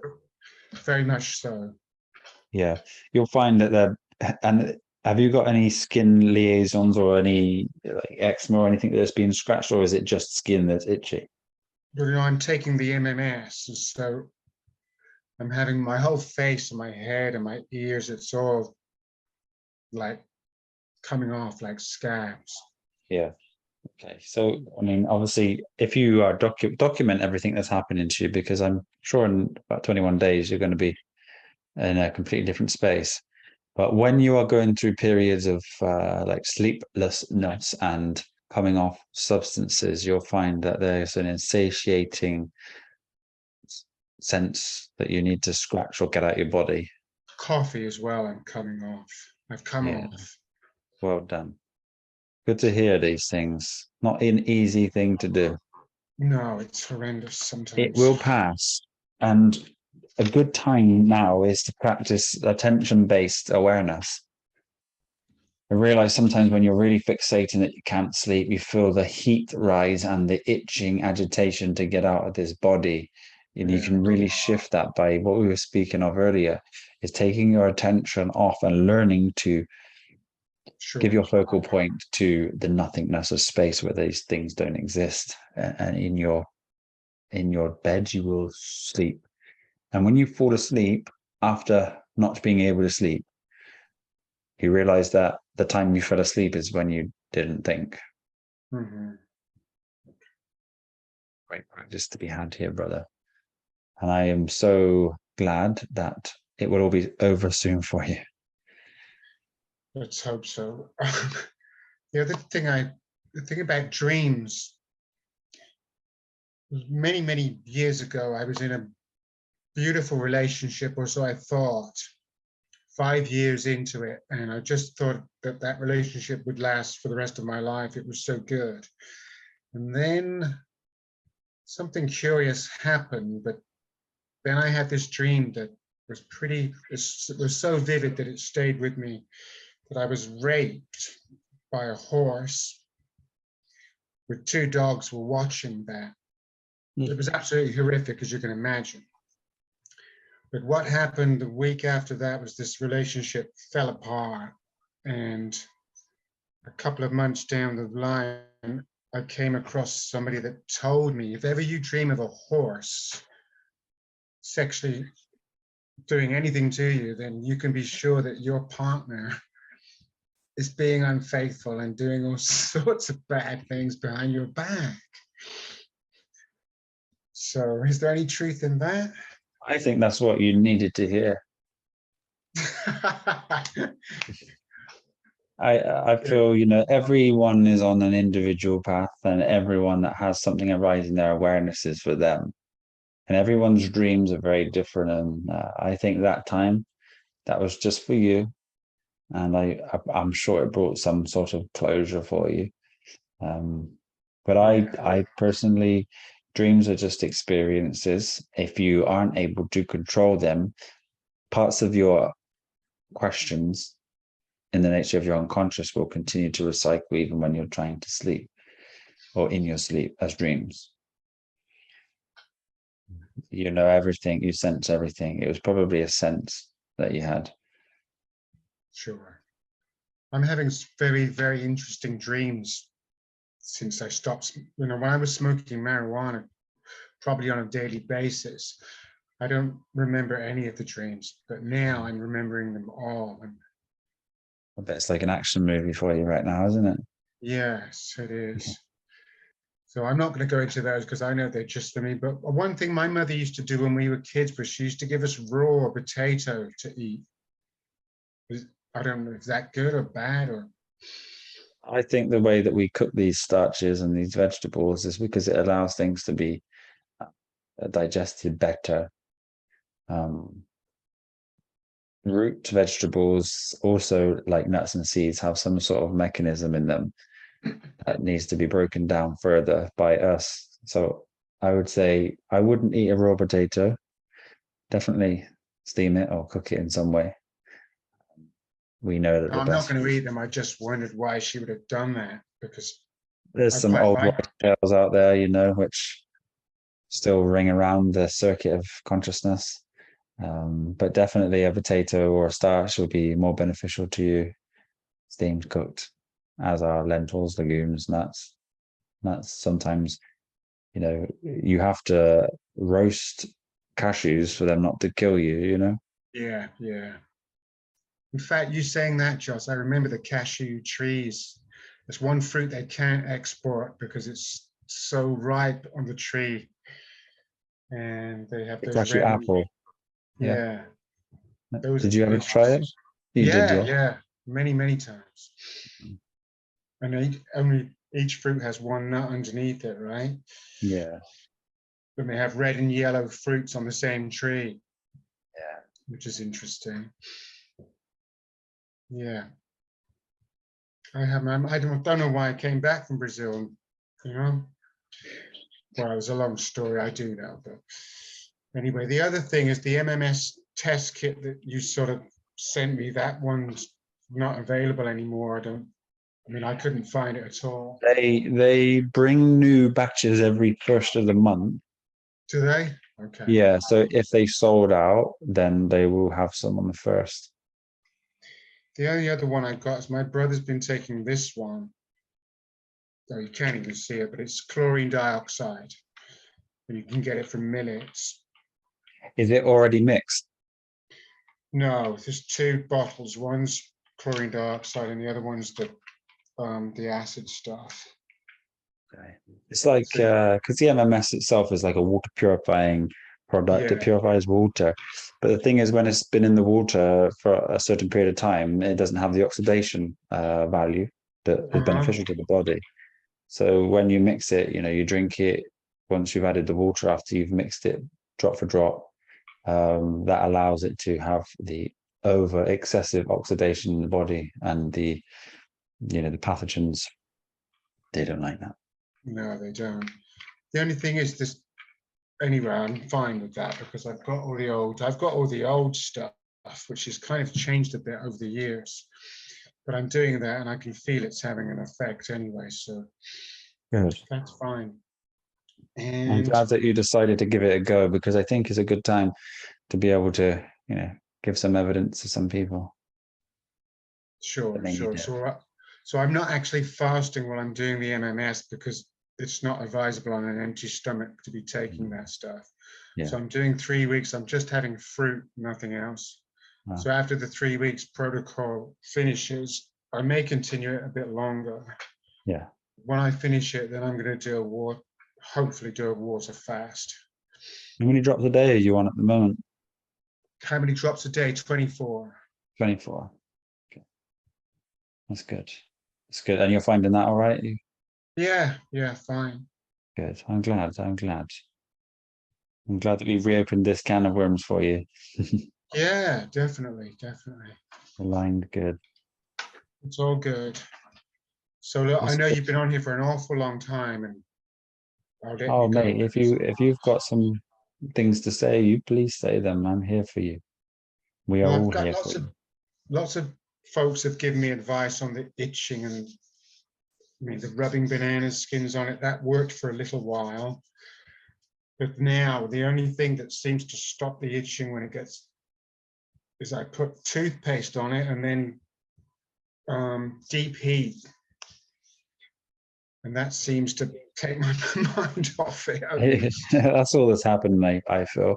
And is it all over? You're finding the itching predominantly like No, an it's just on the forearms and the hands. okay, all right. I mean, if it's viral, application of coconut oil 3-4 times a day may be beneficial. As it has antiviral properties with its uric acid. Something you're going through. I think consciousness is going to take you to a place where this doesn't feel a bother anymore. So remember that your attention is the key here. And when your attention is off of it, you'll find liberation from it. So just learn the art of attention when you're resting at night, when things can be more prevalent to you. But a great practice in itself. Right. Have you tried bicarbonate soda and things like that? Have you tried vinegar bicarb washes? I have. I've tried. Yeah. I'm pretty sure it's got to be the candida. It's just finding its way out. Yeah.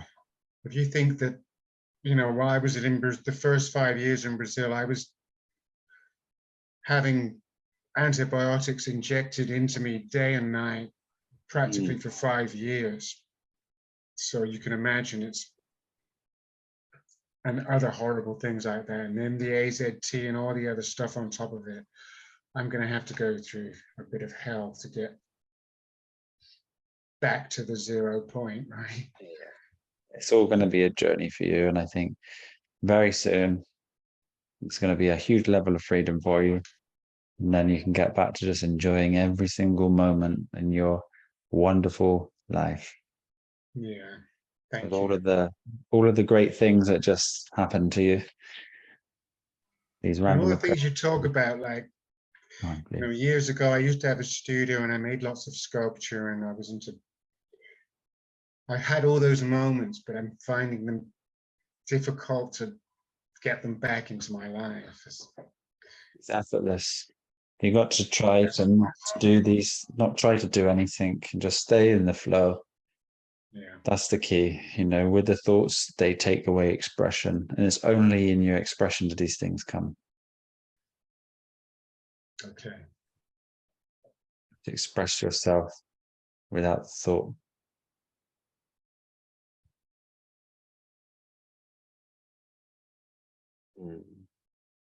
Lovely to see you again, brother. You Lovely too, to see Brother you. Josh. Thank you so much. Everyone sending love and will to you on this journey, and we'll give you as much strength as we can. Thank you all. Have a beautiful day. Thank you. I hope the sun is shining. Take care, brother. Thank you again. Thank you all. Bye-bye. Just Ariel, lovely to see you again. How are you today? Hello. Hi. Oh, can you hear me okay? I can, yeah. I just checked my sound was up. How are you? And how is the family? Good. I let my children go to their grandparents, so it's just me. Yeah, so that's really nice. But I have it causes me certain anxiety, which I know is getting attached to the person aspect, but it's also a necessary part of my journey at the moment to let them go for periods. And yeah, so I'm just working with that tension it brings up in me. I don't want to be attached to it, but I also am aware that it just creates a bit of confusion for them in terms of eating whole food, plant-based, and then I don't know, it just creates like a detox reaction in them. So yeah, but I've let them go. So I'm kind of grappling with the idea, if you know better, you should do better, but then also allowing what is, because in this moment, it's kind of what has been needed for me, just to have a little bit of time. And yeah. Yeah, if you can't do better, there's no point in suffering the thoughts that arise. So that's essentially, you know, both sides of the spectrum there. And of course, there's no reason to think negative here. There's no reason to take on board those thoughts. So you have to accept them because it's been done. Yeah. And because I'm also on the healing journey, it's integrating things and just allowing, it is what it is. And I'll just deal with what arises when they return as it arises. So Yeah, good. Yeah. Okay. Well, yeah, I'm going to start on MMS when I get it. So I'm looking forward to trying that. Just because I really do want to be able to reduce the sweet potatoes, just because it causes, even though I like them, that it causes a certain amount of inflammation. And I am wanting to sort of, I've got some chronic stuff that I am healing. So I do need to ideally be almost all fruit, but that requires bananas in England. Yeah. So you can't do it without, but I mean, maybe you can if you spent like loads and loads and loads on mangoes, but just within the boundaries of what I have now, I think I need to be able to tolerate bananas, and there's something in me that's not allowing that so much. So I'm interested anyway to see if MMS is gonna help, maybe. Yeah, if it's pathogen based or bacteria based, did you say, have you ever had anything like a root canal or anything like that? No, but I think I had a fair few doses of antibiotics and the vaccines, and I used to work in the NHS, and there were certain mandatory vaccines I took as an adult before I woke up to that. Okay. There's probably heavy metals, maybe. Yeah, there's a great cleanse of heavy metals with the MMS as well. It's known for that. But there may be some pathogen base, you know, that's causing these inflammation. And if it is, then, you know, fingers crossed the oxidation will really remedy that for you anyway. So it tends to be quite rapid, you know. A lot of people can feel difference within 1 to 2 days. And some people maybe take 3, maybe 1 month to find full remedy, depending on the viral load or the issue itself. But I think it's a great thing to experiment with this time, especially when you've been on the fruit journey and not so much food, and now increasing your food and trying to gain a bit of weight. It might serve a good purpose here. It's great experimentation as well. Because I know from my own personal experience that fruit and fasting is really what is going to be the greatest healing, but I just have to work with my situation. And MMS, I don't know, I'm open to seeing. I researched it a lot, and Hard to find a lot of information on it nowadays. It is very hard. That's why I put up a few videos from the Daily Motion, because you can't find any on the YouTube right now, but the science of it's been there for a long time. I actually found a really good website that has a whole hour documentary that I can link if anyone's interested, because it actually was not the Jim Hubble one, it was a different one, and it was super useful to me because I was a bit put off by the Jim Humble Genesis Church, but but this website was useful, so I'll share that in case anyone's. This was a really good. It was more kind of objective. So. Yeah, if you put it on the post that we posted, I think 2 or 3 ago, okay. that would be good, and then people can check it there. And it says Sabina put OSMMS, and thanks, Sister there, and this Miracle Mineral Solution. We did a post on the updates 3 times ago. If you check it there, there's some information and some videos there. But it's kind of a ancient practice of removing pathogens and viruses and things like this from the body by heavily oxidizing it. Oxygen-rich environments are not welcomed by pathogens. But there's some information there, yeah. Sorry, Sister Carol. And do you think you could get there with breath work? Because would it create the same oxidation in the body if you did it for a really long time? Have you ever heard of megadosing vitamin C, like really high doses of vitamin C? They oxidize the body as well, and that's really beneficial to like things such as cancers and stuff like that. Breath work is an incredible tool. I think people experience a lot of heightened sense in the body from doing it, but I haven't known anyone to. I've known of people healing themselves when they sort of transcend the identity and ego because of the amount of load and stress and toll that has on the body, but not through breath work as such. A lot of people who go into breath work tend to transition into plant-based living and all these things at a similar time, so they tend to have an unfocal point on one thing. But I think it's beneficial if you do it alongside, the fruit-based whole food living, meditation, what is perceived to be meditation, silence and stillness, and recognizing your awareness is all a great practice. Mm-hmm. Mm-hmm. I mean, MMS is real, like I posted that 75,000 study of malaria, cured in 24 hours, 248 if the dose wasn't right. Mm-hmm. It's been there, the Red Cross. Mm-hmm. Yeah, BitChute has quite a few videos on it. And BitChute, and there's one which shows blood vessels pre and post MMS dosing. So it showed them in a certain person, they were all clubbed together.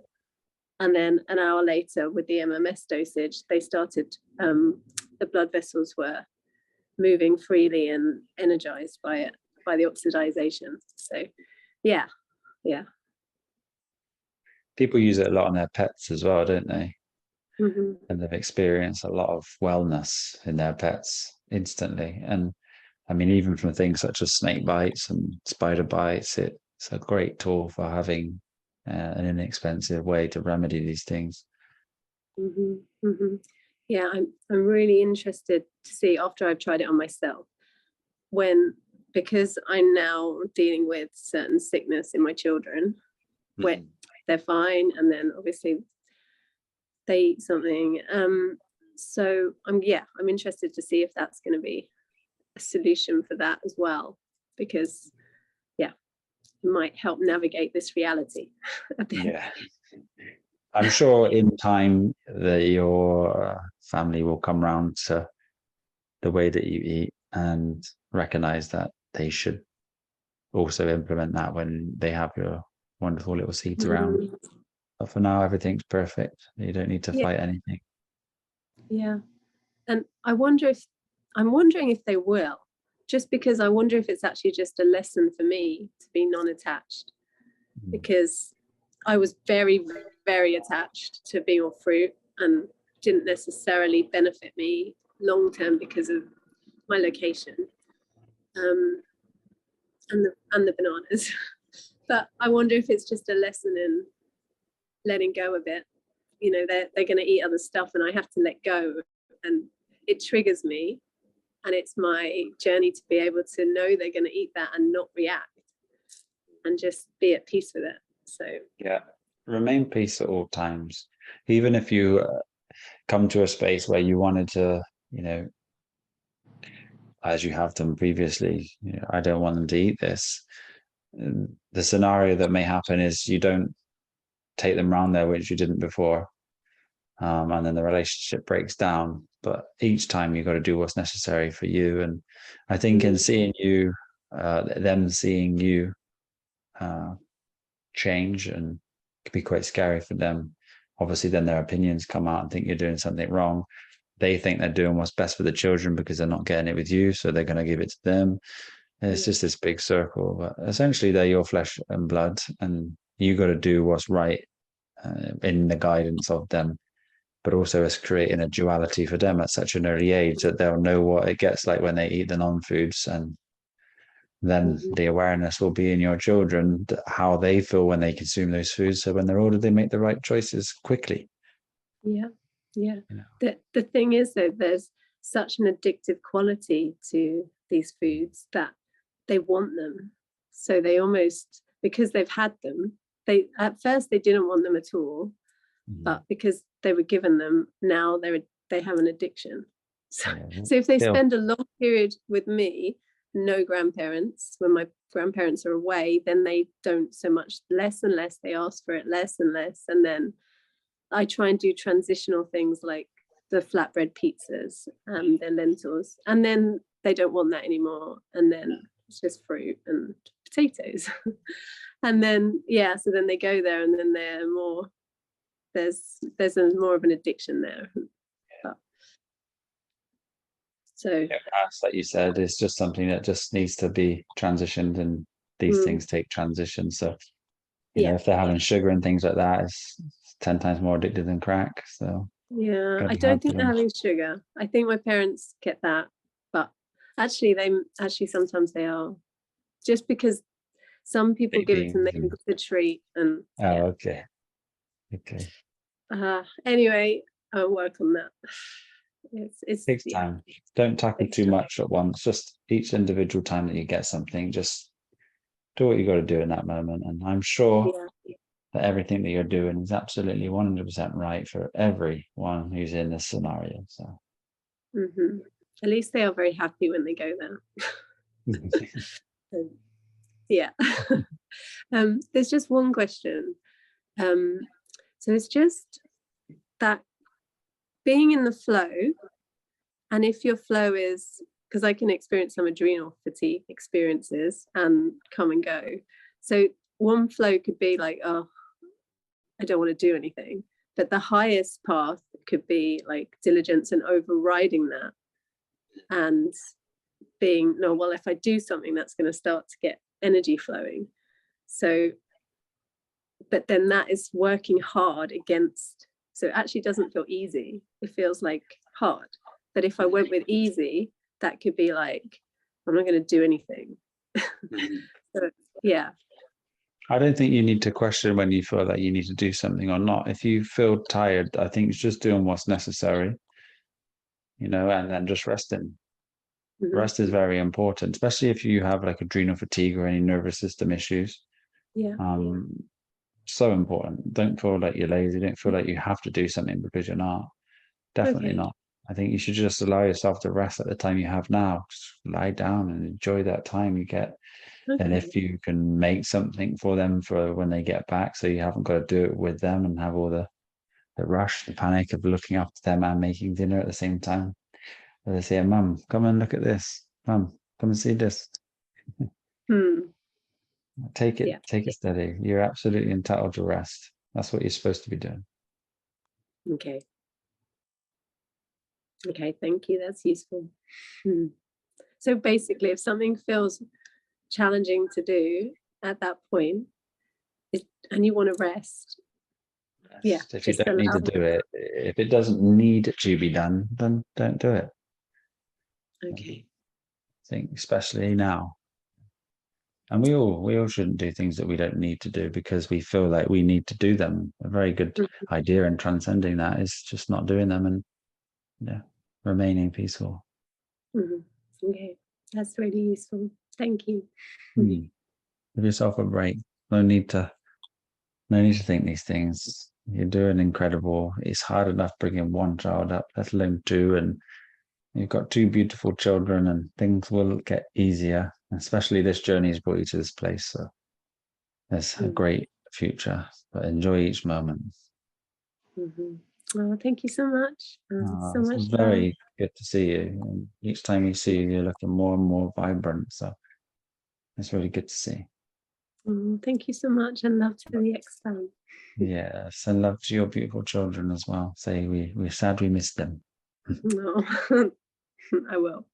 All right. Have a nice rest today, sister. Thank you. Bye. Take care. Bye. Mm. Brother Austin. Hey Josh, Hello. How are you today? I'm great. How are you doing today? Very same. Thank you for asking.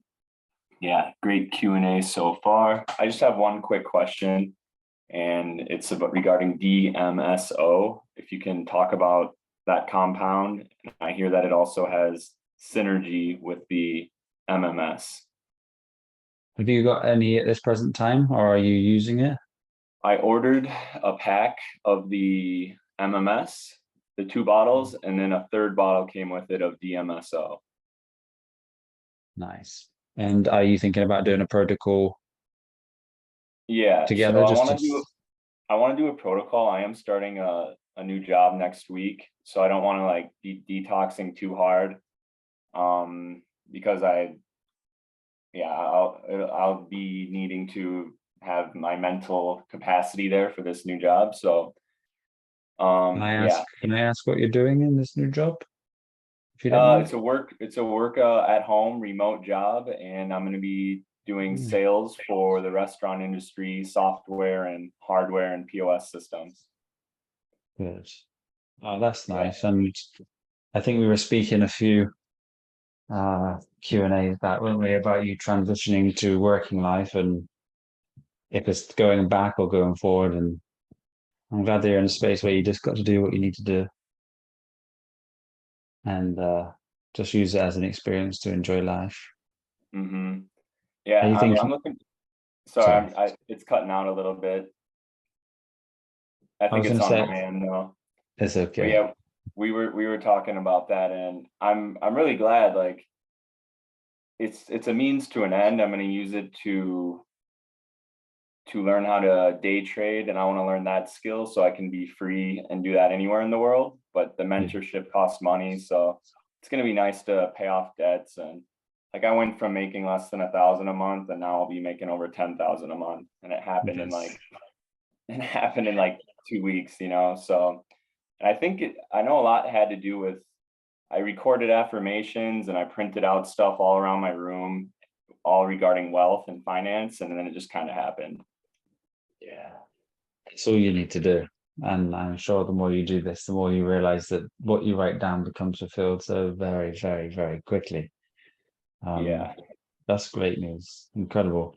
Are you thinking about just doing it for a certain period of time and saving up, and maybe are you still in the crypto world right now? Are you still invested in something small? Well, amounts I got pretty liquidated because I wasn't making a lot of money, so I had to take my assets out, but I still Okay. have some. And that's what I'm going to do with this money, is invest and learn how to trade the Forex market and crypto markets. But Yeah. I'm going to pay for a mentorship from someone who is a profitable trader, who's also like a spiritual person too, raw vegan guy. He's really cool. So yeah, I feel like that will be a good skill that I can use for the rest of my life. And I'm hoping I can be profitable and maybe we have this job for a year total. Yeah.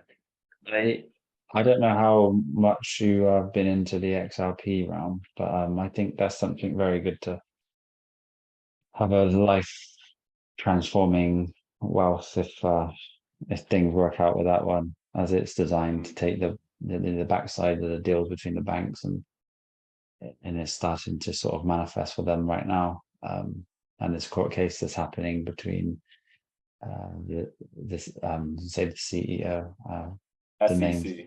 that's the one, the SEC has come to light, and I'm sure you're aware that the SEC tend to sue companies that are making it big in the realm as such.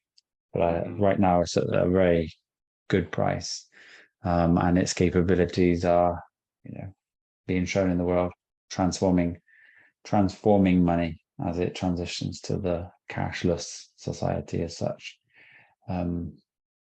I just recommend that one to transform like the Bitcoin did for others. I think in the next 3 to 5 years, I think it could be anywhere from like 1,000 to 10,000. I think it was designed for 10,000. Lots of tests have been going on with it at that price, and it right now is 30 cents. So I imagine Yeah, transformation as with- well. I agree with you. They've have partnerships with banks and governments all around the world already. I think they just got HSBC, didn't they? And people in America, I can't think of their callings right now. But yeah, they've recently done that, and they've just got a deal with Brazil and South America. I think for 800 billion a year. Yeah, It's I just also like. a stepping stone, isn't it?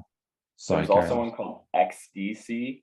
It's a XinFin, and that's interoperable with all blockchain, and they have the same regulations as XRP.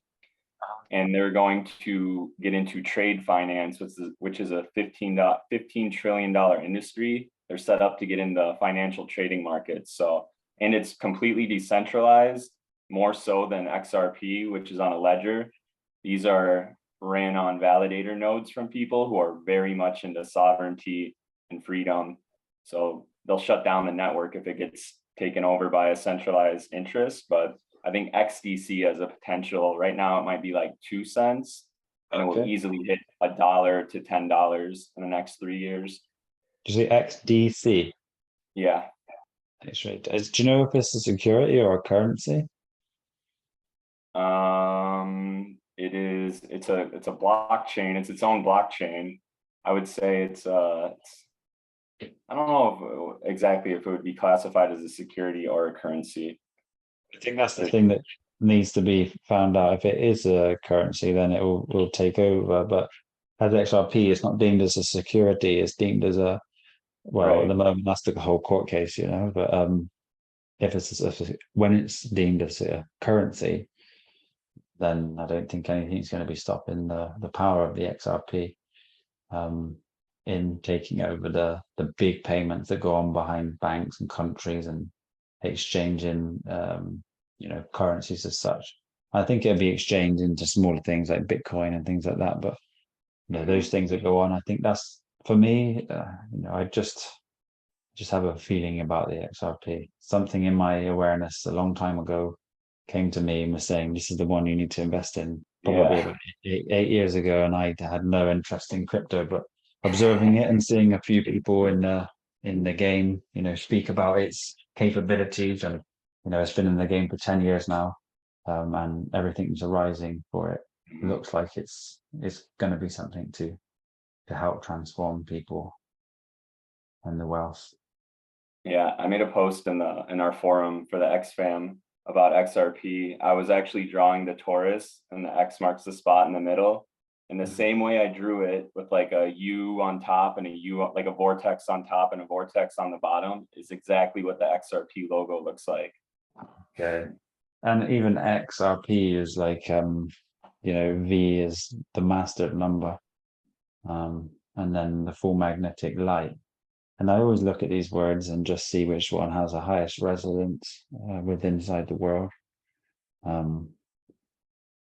What do you think of XDC as in terms of etymology? It's like to balance form more so. So it has a good resonance because it's beginning with the letter X anyway. Yeah. But the one which represents the light, which comes from, you would say that the ether side of things, rather than the material side of things, would be more powerful and have a higher resonance than that one. But I mean, who knows? We can't really predict the future. We can just have a feeling and go with the feeling. I just without a lot of investment, like money, you don't want to be investing in things like Bitcoin, things like that, because there's what would be gained, Yeah, definitely. if you've got something smaller, like something that costs like 30p, then you know, if it goes up, then you know it's going to be great for everyone that does it. I gotta pay for that organic fruit farm somehow. Yeah. Yeah. That's the thing. What we really need to do here is we need to get the X family. We're having our new website done in the back sort of round, where it works more like an app on the phone, but it is much faster and has more depth to it. And this fitness course as well, we've had like a professional reel put together, which should be here today, which I haven't had a look for.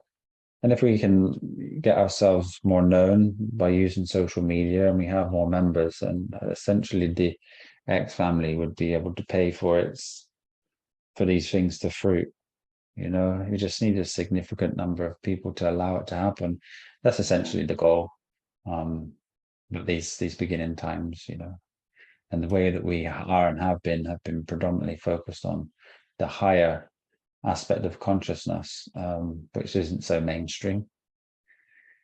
But I think there's a lot of people, you know, who are interested in the food aspect and fitness as well. So, and then they tend to elevate from there. But that would be the goal, you know.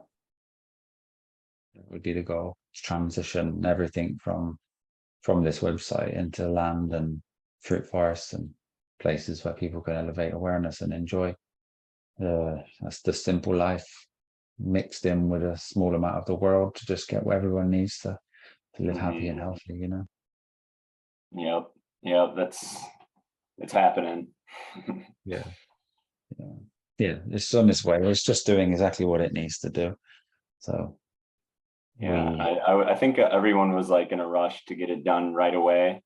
At least I was, and some people I've talked to are like that too. Like, we need the new earth now, but you know, it has to play out. So yeah, but it's going to be great. I mean, it's going to manifest when it's ready to. I think we have to allow life, and I think COVID was probably the thing which did put a great halt into sort of movements, and the restrictions still lie across countries, but with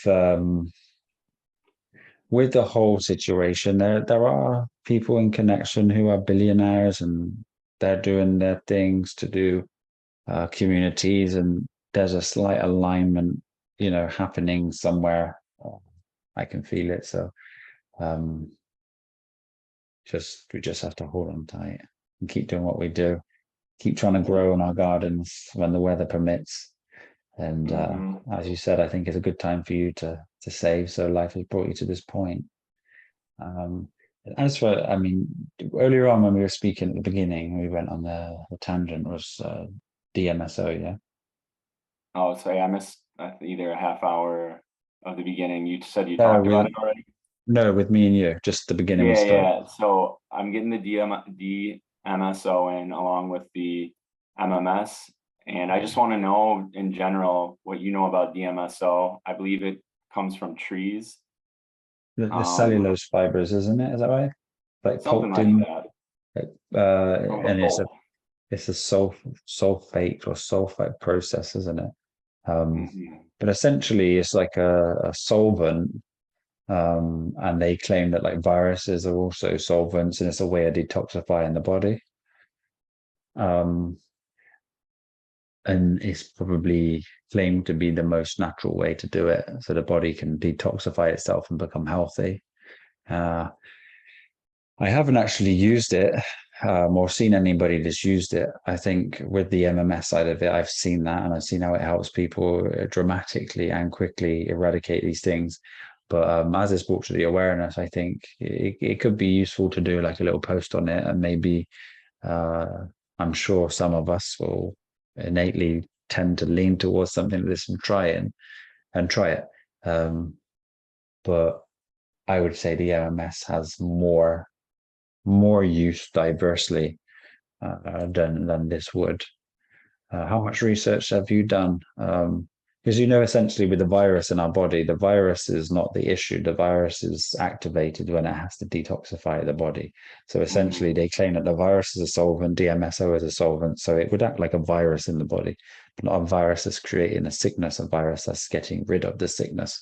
Yeah, what have the way you- I the Oh, way please. I perceive it is kind of like the zeolites, which is like like a molecular cage, and it goes in and the cage fills up. At least for the zeolites, they're negatively charged and they pick up positively charged, ionically charged particles like heavy metals and stuff Yeah. like that. And I know the more heavy metals you can get out, the better that is for your inner environment and like for parasites and everything else too. So Yeah. I think I want to say like I perceive DMSO similarly to that, where it's just Mm. kind of like a cage that goes in and pulls stuff out. And I've also heard it works very synergistically with the MMS, like together they have Okay. some sort of amplification. Well, that's good. I'll take a look into it. It's been many years since I've studied things like this and MMS, and I just brought the MMS back to life just because a few people I believe with us would be very beneficial for them to implement it. And I know that, again, this isn't something new, is it? This is something that's been about for a while. The DMSO, maybe 50s or 60s in modern day era of things. But yeah, anything positively charged in the body causes problems or issues. And then negatively charging something allows them to bind and be removed, essentially like distilling water. I know this has obviously a different process than that. But I'll definitely bring it to light. I'll have a delve into it again and see the synergistic relationship with that and MMS and see if that will have some benefit. But please keep us updated on what you're doing with it and how it makes you feel. Okay. And it's good within us because we can all help each other get to, a certain place where we understand these things more to do with the science. Yeah, beautiful. I definitely will. And if you feel called to look up clinoptilite, which is a zeolite. Yeah. There's synthetic zeolites that they sell online called like advanced TRS spray, but those are synthetic. And the other kind made from the clinoptilite is mined from the earth, broken down into nanocrystals. And I saw a presentation of these, and these nanocrystals actually form into matrices. If you just put a few drops on a slide and put it under a telescope, they will naturally form into matrices and like lattices, and they'll form into like rows and stuff. And just so it's like there's a lot of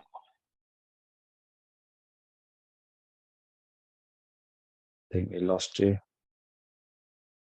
I've seen them do blood tests on it. Kind of someone else was saying this earlier in the call, but they did a blood test where before and after, and the blood cells dramatically changed.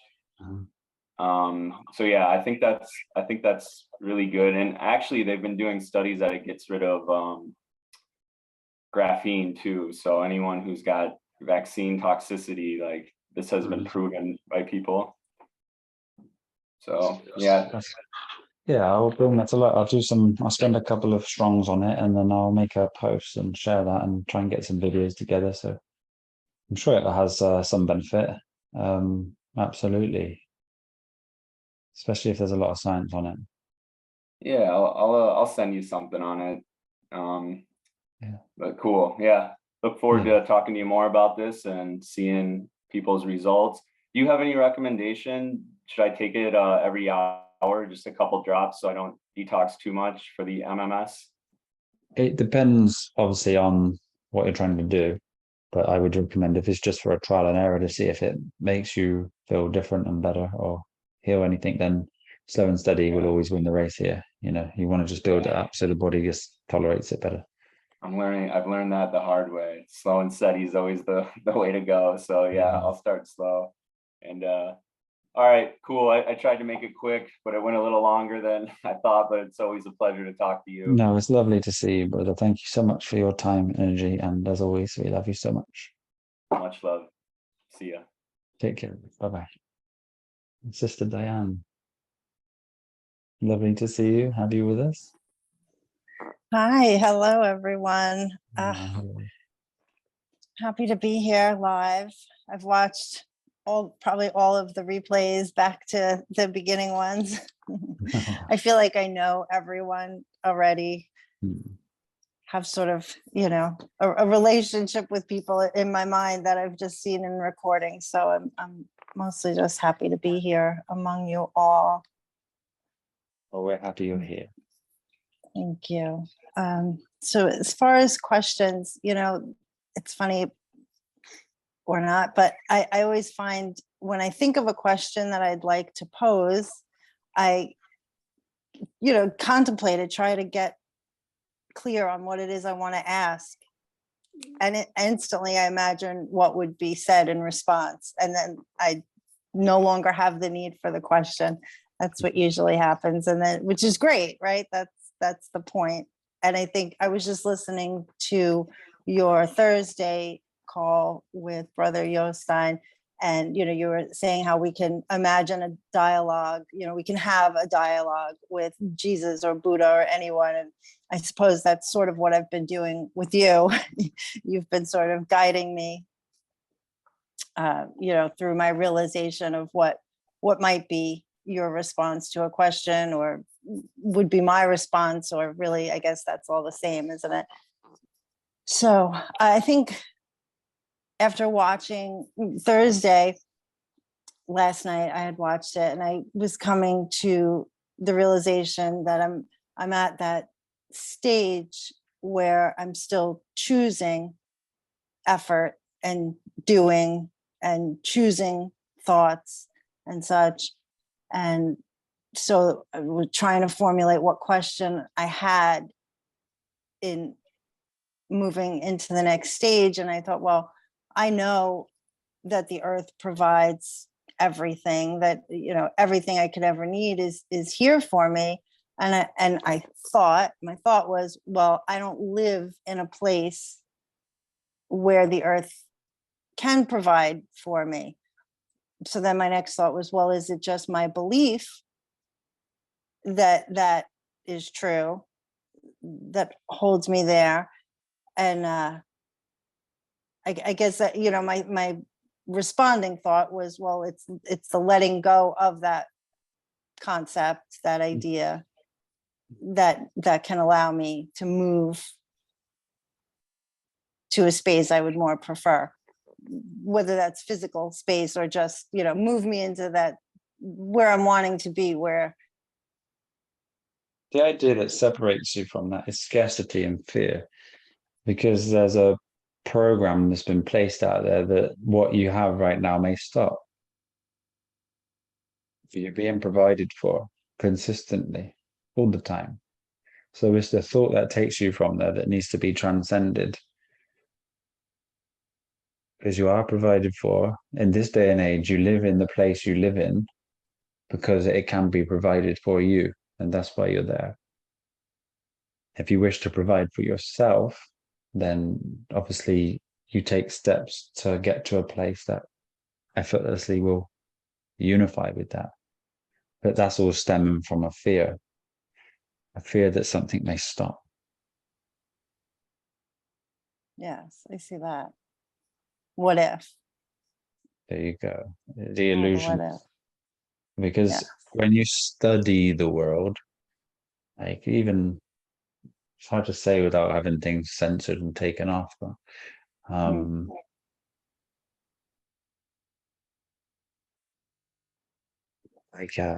can I say it in a clever way? These staged events,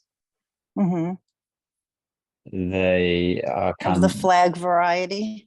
Yeah, like Okay, even okay. down to like the repetitive cycles of maniacs going into places and shooting at places, and they're All of staged, it. and it stages a place to bring consciousness to a level of fear, but the attention is on something external to you that is an illusory device such as a television.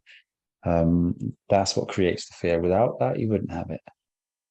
you know. And then when you investigate the conspiracy movement, and then they say we're coming to a place where there could be these shortages, or there's another war coming, or these things, and you also fall trapped to that. And everything that happens externally to you is seen externally to you, and you remain safe.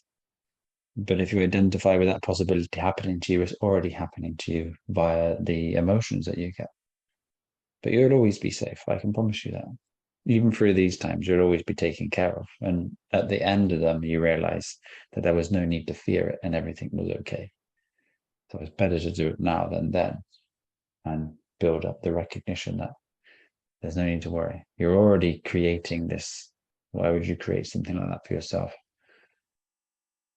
This just is supposed to be pushing you closer each and every time with the illusions to presence, because they don't serve you in any way, shape, or form. They just keep you from balance.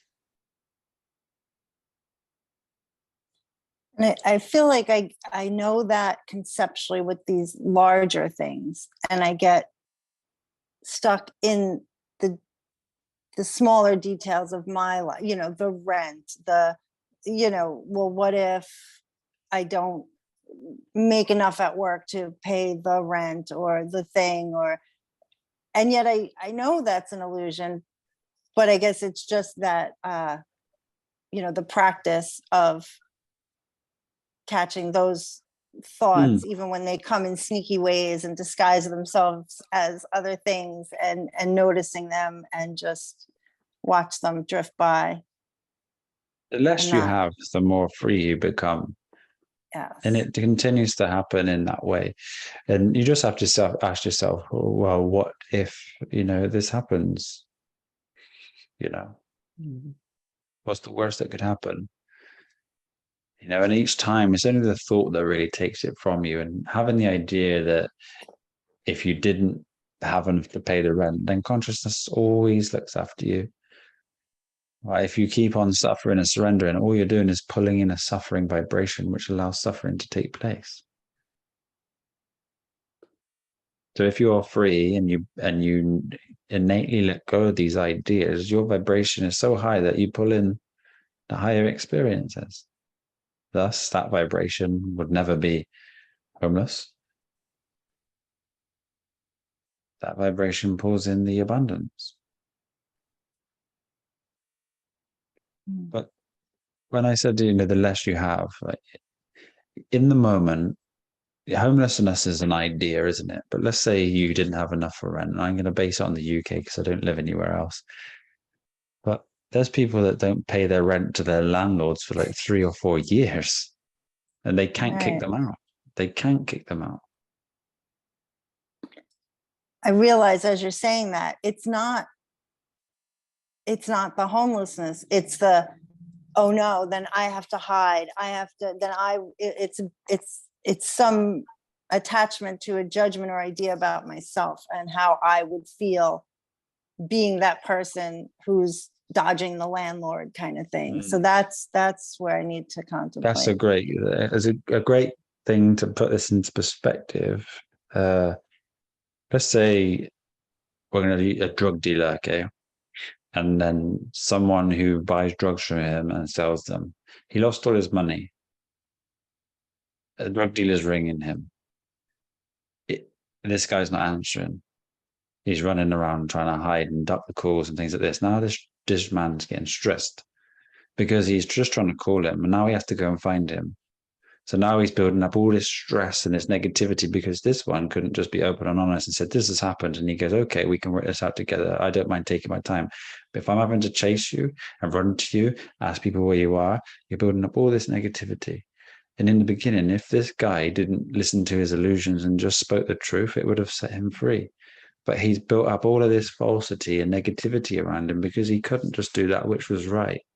This is what the ego does because he's worried of telling them that situation. But in that situation, to be open and honest brings remedy to all things. It does. And in every walk of life, this has that relationship. And that's why that saying rings around the matrix is the truth will always set you free, because it really does. We build up cages with falsehoods, more thoughts, Yeah, that makes sense. And that's true to the bigger challenges that I have brought with me, of a fear of, being seen, being, not perfect, being perfect, like there was, like it's a thing. Right. Yeah. That it all ties into the big, sort of the one thing that I'm faced with. I guess that's coming up for me in all areas of life, because this is the thing for me to transcend at this moment, in this Yeah. moment. Those that judge shall be judged first. The idea of perfection lies within the eyes of the beholder. Everyone's got a different idea of perfection, and what is perfect just is. So if someone's judging you, they're the one suffering. If you can become free from that, then all of the weight that you have with these ideas just alleviates. There's no pressure. But if you walk around with the weight of the world on your shoulders, you suffer because of the judgment. There's no need to judge anything about yourself or others, because everything's perfect and you were designed and made the way you were and are, because this is all perfect and necessary for you to transcend these ideas that arise about it. There is no person. The person is an idea. Just enjoy the experience. Okay. I think I can do that. You can see you have a lovely house, right? You can spend time worrying about losing the house or enjoy the house while it's here. It's a totally different experience. And that joy that it brings in the focus on how much happiness you have there, it changes everything. It's all energy. Yeah, I get that. That makes sense. I'll sit with that. Yes, it takes one to understand it, but it's just an idea.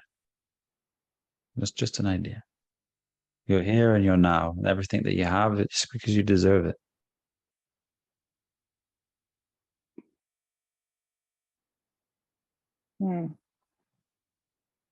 Everything needs the delicacy, the love, the attention. Whenever these thoughts arise, they just need to be taken from the attention or contemplated on. If you still need work there, and recognize that these don't serve you, so the best thing to do is accept that they are there. I can do nothing about them. All I can do is what's here now, and if I give my attention to them, I've lost this moment. I'm going to give some attention, some time to that which I enjoy. Some people play with their children and they're in thought and they never get to experience that, and then they're grown. The joy, the laughter, it's all here for you. I think there's something for me there too, in the believing that I deserve it. So that's a point that's come up that I realize and remember now that that's something for me to explore, what might be causing me to not believe I deserve. Because I know whenever something good or nice happens to me or for me, I think, oh no, I didn't deserve that. But of course, conceptually, I know that's silly. So yeah, it's that's like a workers thing. in a big corporation. Let's say the boss who developed a company and the idea and has all the staff working hard for him, and the staff are moaning because he's paid 150 times more than they are and he does nothing. But without him, they wouldn't have that job, and they have a choice to be there or not. And these ideas that they have cause them huge amounts of suffering. But it's just an idea. And someone that was paid half that they are getting, who's being paid twice as much as they were, is in absolute awe and bliss of the job and the opportunity they had to get there, but yet they're both in the same place. And it's just the idea. So the ideas that we have cause all these problems and issues. And if we let go of the ideas and just experience no yesterday, no tomorrow, just now, we can never suffer, ever. Thank you. It's good. Yeah. Thank you. Just slow down. When the thoughts run, just slow down. Take your time to look around. So not let the mind take you on a journey of thought. Just look at the form and just experience that and the subtleties with your attention here. No matter where you are, you'll bring balance and peace, and then continue to practice the art of the attention. And then before long, the attention doesn't go on to the mind, it goes into the moment. And then life is experienced, and it's a joy. Thank you. You're welcome. Do you have any other questions or anything you'd like to ask or say? Nothing else that's coming up right now. I think that's complete. Good. It feels good. An absolute pleasure meeting you, and I'm sure everybody thinks the same. You have a lovely energy. Thank you for Thank sharing you so your time. much. Love you all. Good to Mm. be here. Thank you. Lovely sister. I'll see you very, very soon. Well, indeed. Have a beautiful day. Sister Colleen. Hello, dear sister. Hi, Josh. How are can you hear me? I can, yeah. Very well, thank you. I was listening earlier. The first thing I'm a little bit confused about right now is I was listening earlier and somebody was talking about seeds in the fruit. So now I've been eating everything.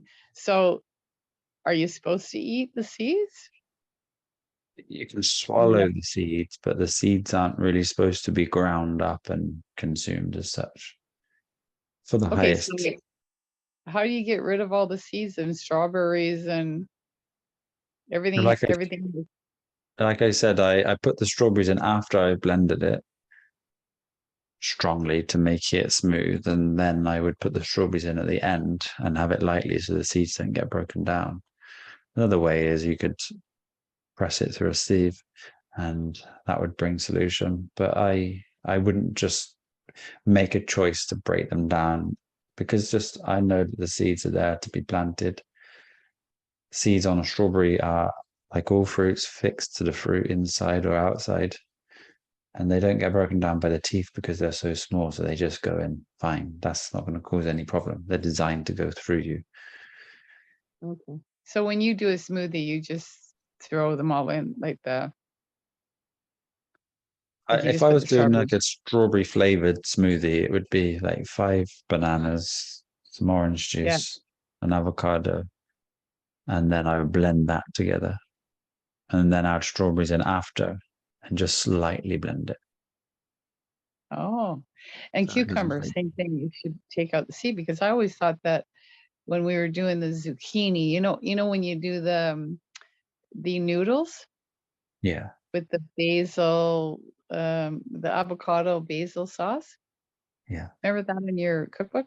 Well, Mhm. the zucchini and the cucumbers were being pushed through that grinder with the seeds and everything in it. Right? You mean the The spiralizer? spiralizer. Yeah. Yeah, that wouldn't do it. And again, with the like courgettes, they don't have any seeds until it grows to a certain size, and then the Yeah. seeds become present. So usually you don't have seeds in courgettes as long as they're this type of size. Normal size you would find. Well, a smaller cucumber then. Yeah, well, not necessarily the smaller ones. I think I was on about the courgettes. Courgettes turn into like marrows, don't they, once they've been left big, full of seeds. But so would a I don't know. cucumber. A cucumber can I grow don't know very if we have large. those. I don't know if we have those. We just have English cucumbers. Yeah, they just continue to grow. They pick them at a certain size because they're more palatable, have better texture and flavor. But I mean, they don't continue to grow forever. They do stop at a certain size. But yeah, so when you're consuming them, eating them, you don't really grind them up. They're very soft, the cucumber seeds, and they tend to go into the body. But when you're blending things, I know we juice. When you juice them, the seeds don't really get into the mix at all. So you're fine to juice things like that.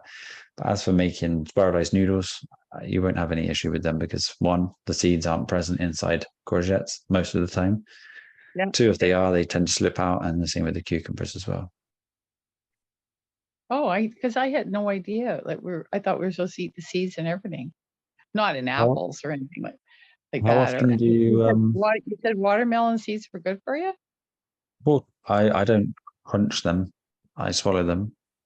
I usually eat Yeah. watermelon by pressing it on my tongue and then And you allowing the swallow. seeds. Yeah, yeah, That's okay. yeah. But I wouldn't eat them, you know. I know recently in the last year or two, they've started selling watermelon seeds as snacks. I think that's just Oh, another viable business opportunity for someone. that's true. Okay, so I just noticed that I heard that now, but what I wanted to talk to you about is the depression that I've been in for a while. It just seemed to come out of nowhere. It started during COVID, but it just seemed to just overtake me. Like they could see at work that they could see me at work changing every day, and they would say things to me like, "Are you okay?" And they were noticing it before I was. You know, you're not laughing as much anymore. You're just not here. And then I got to the point, well, I talked to you on before, but I got to the point where I started talking about wanting to leave the planet. And I was so serious, like not so much, not about committing suicide or anything like that, but going to a place where they would assist you in dying, you know, like, because I don't think depression is curable. It's not something that you can take something for. And then I ended up getting those growths on my leg because I was willing, I was saying right out loud, I want to leave. And then I got those growths on my leg about 4 months ago, and then had to get them surgically removed. And the stitching job they did was awful. It was horrible. And they just didn't seem, they just kind of rushed me through, chopped it all up and sewed me together like, I don't know, what's it called? Post-mortem sutures. It looks awful, absolutely horrible. So that freaked me out too. But I'm gonna, on the smaller one, I'm gonna try the cannabis oil, but I really don't know how to use that. Do you put it on all day or? No, you just cover it with a plaster and change it daily or bi-daily, so every other day. And that will be enough. You'll probably notice when you take the plaster off after a day or 2 days if it's been absorbed. You cover it in plaster? What's that? A plaster, just to stop it being rubbed off. I don't know What what you is- would call it. Can somebody help me with an American word for plaster? Bandage, a band-aid. There we Oh, go. man. A band-aid. I thought you were talking about some kind of concrete. No, Like no. a plastic. Run Okay. to your leg.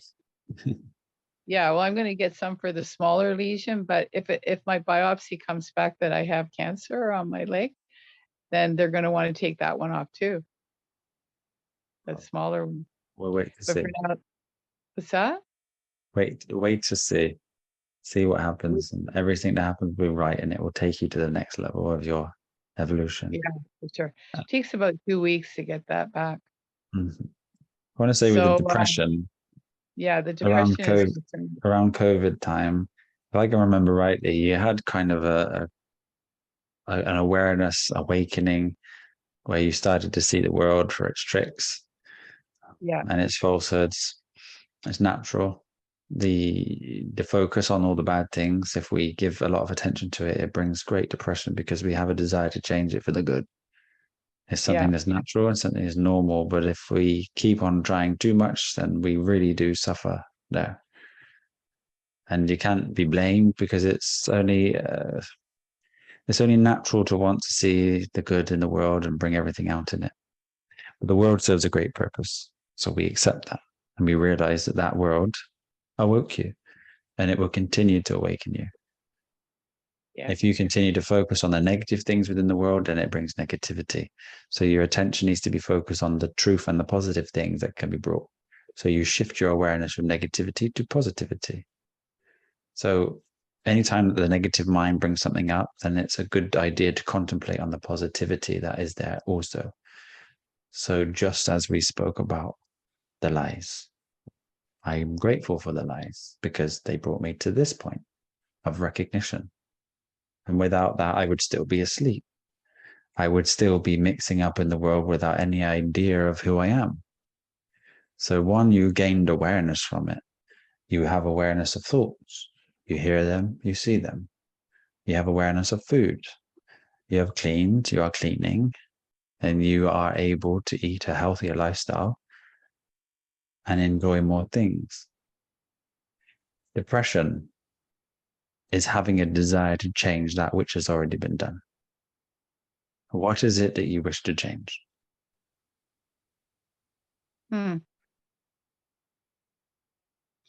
It's not on the top of my head right now. I didn't even realize that. I get what you're saying about not wanting to recognize those lies and to come to the realization that it's bigger than I realized. Mm-hmm. However, I know I know that that's not something I can change.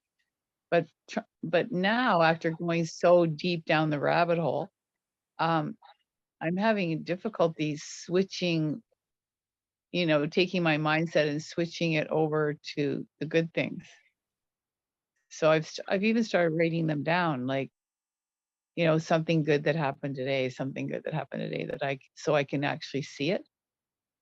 Try not to look for the good, see the good. Yeah. So instead of looking for something good to happen, just allow things to happen and then adjust the perception on what was and what is. And see the good in it. Yeah. See the good in if there's a negativity there. And even this, even the way I saw this surgery, it was just a real butcher job. But then some of my friends said to me, Colleen, yeah, but look at the good medical help you were in right away. Because my appointment was for November and they moved it up to last week. So but you wanted it done. That's right, isn't it? What's that? But you wanted it done. Yeah, and it's really and it interesting how it all happened so quickly. And I was supposed to be back, wait until November, and everything got moved up. So I wasn't focused on how fast the medical took care of it. I was focused on, oh God, what a terrible stitching job and all this kind of stuff, right? So yeah, because I'm going to have a horrible scar. So so I'm finding that with this depression, I just keep focusing on, oh, something else bad happened. The last girl that talked, I could relate to a lot of things that she was saying about how it's non-deserving or not worthy or of being. And I even said to my friend the other day, I don't know if I'd know what to do if I was actually happy all the time. I don't know if I could handle it. So happiness is just what you are without thinking. And all of these ideas that are coming, essentially they are this ego, because the ego thrives on suffering and the reward it gets from it and the recognition. It's just going to be slow and steady with you. You can't really expect anything. I think if you let go of expectations, that's going to be a great thing for you. And now you have seen the positivity that came out of it. Because you've got to remember, your intentions are powerful, and the attention you give to that intention makes it more powerful. There must have been a great desire to have this cut out, and for everything to align with you to bring it closer to you was to do with that intention. So you were so strong in what you wished to happen, it happened. And the scarring. Go on, sorry. Is what?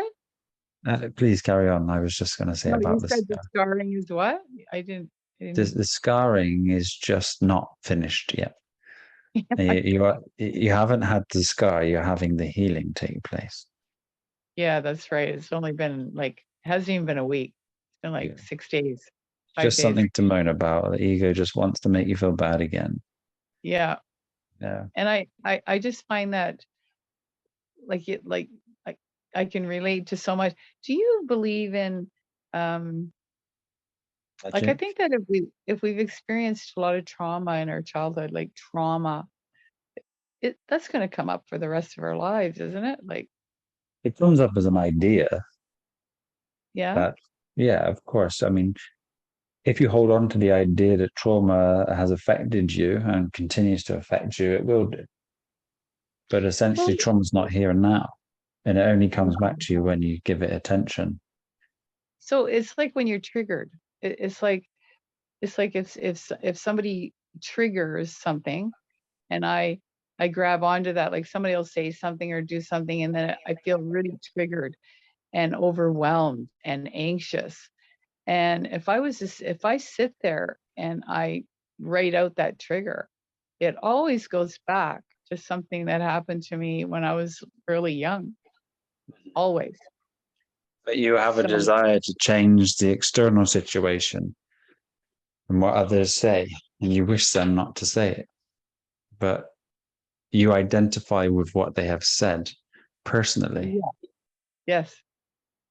It triggers something up inside me, what I don't understand at first. Hmm. But if I was to sit there and write it down, like what got triggered here? I mean, they just said something and I could feel my whole insides turning upside down. So then if I sit there and write it out, it always comes back to something that happened when, like at the age of 5 or 6 or something that happened. And so all they did was trigger whatever they said, triggered the feelings that I got from my childhood. That something that devastated me as a child. So this traumatization that we get when we're children, it would be in yourselves, wouldn't it? Wouldn't it be in like Right. your The DNA, it the would be- makeup is a response to that which you have created. And it changes all the time, even by the thoughts you have now, the food you consume. The only issue is those thoughts that are on the level of vibration that you are trying to overcome are still dancing. They're still dancing, but can you change them? Can you change the fact that that happened to you? No. But I So still get triggered. I still get triggered today at this does it age. help you when you get triggered, or does it make you emotional and out of balance? Emotional and out of balance when I get triggered. So does it serve you thinking about them? Thinking about what? The past? The trauma? I don't. No, I'm not getting that. Hold on. Is it beneficial to you to think about in any way, shape, or form? Well, it kind of, if I stop and ask myself why I'm feeling so strong, such strong emotions after like one sentence that somebody said to me. If I was Because to you've sit there, identified with that as your yeah, person. It's rigid. You're not having the flexibility to allow life to do what it does. But these things will arise until you overcome them. But if you can't change the past and you accept that you can't change the past, and the thoughts that arise to try to change the past or to do with the trauma that existed then don't serve you, why give it any attention? So you have to learn that acceptance is the key here. Why try to change the past? Everything that's happened has made you here and now. Let go of any control to what others have to say about anything. Sorry? I don't think I'm trying to change the past. I think I'm just wondering why I'm constantly triggered. Like I can get triggered 20 times a day. Because you wish that it didn't happen. Oh, And that wish is a desire to change the past.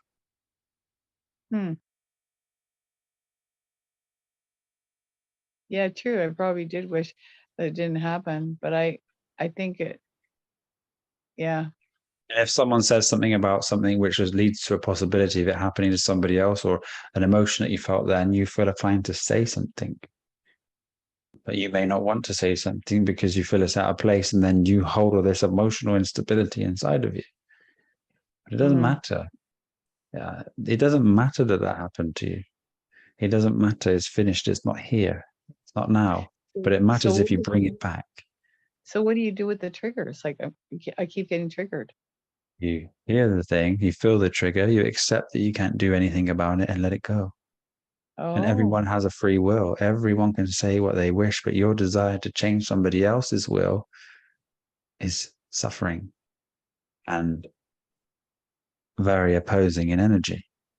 Someone says something, feel the feeling, take a breath, take your attention off of the thought that comes, and continue to transcend these ideas. It doesn't matter what anyone else says.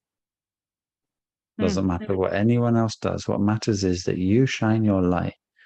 And your light can't shine if you think about these things. It can't. You dampen yourself down with thoughts of the past or the future. And it really doesn't matter. You have all of this in front of you. You have every opportunity available to you with your choices. But you can't choose when you suffer. So in United Kingdom, you're in the United Kingdom, right? You're still there. Wasn't sure. So in the United Kingdom, are they starting to treat, or have they long time been treating depression with mushroom? With I don't think it's not a regular practice, no.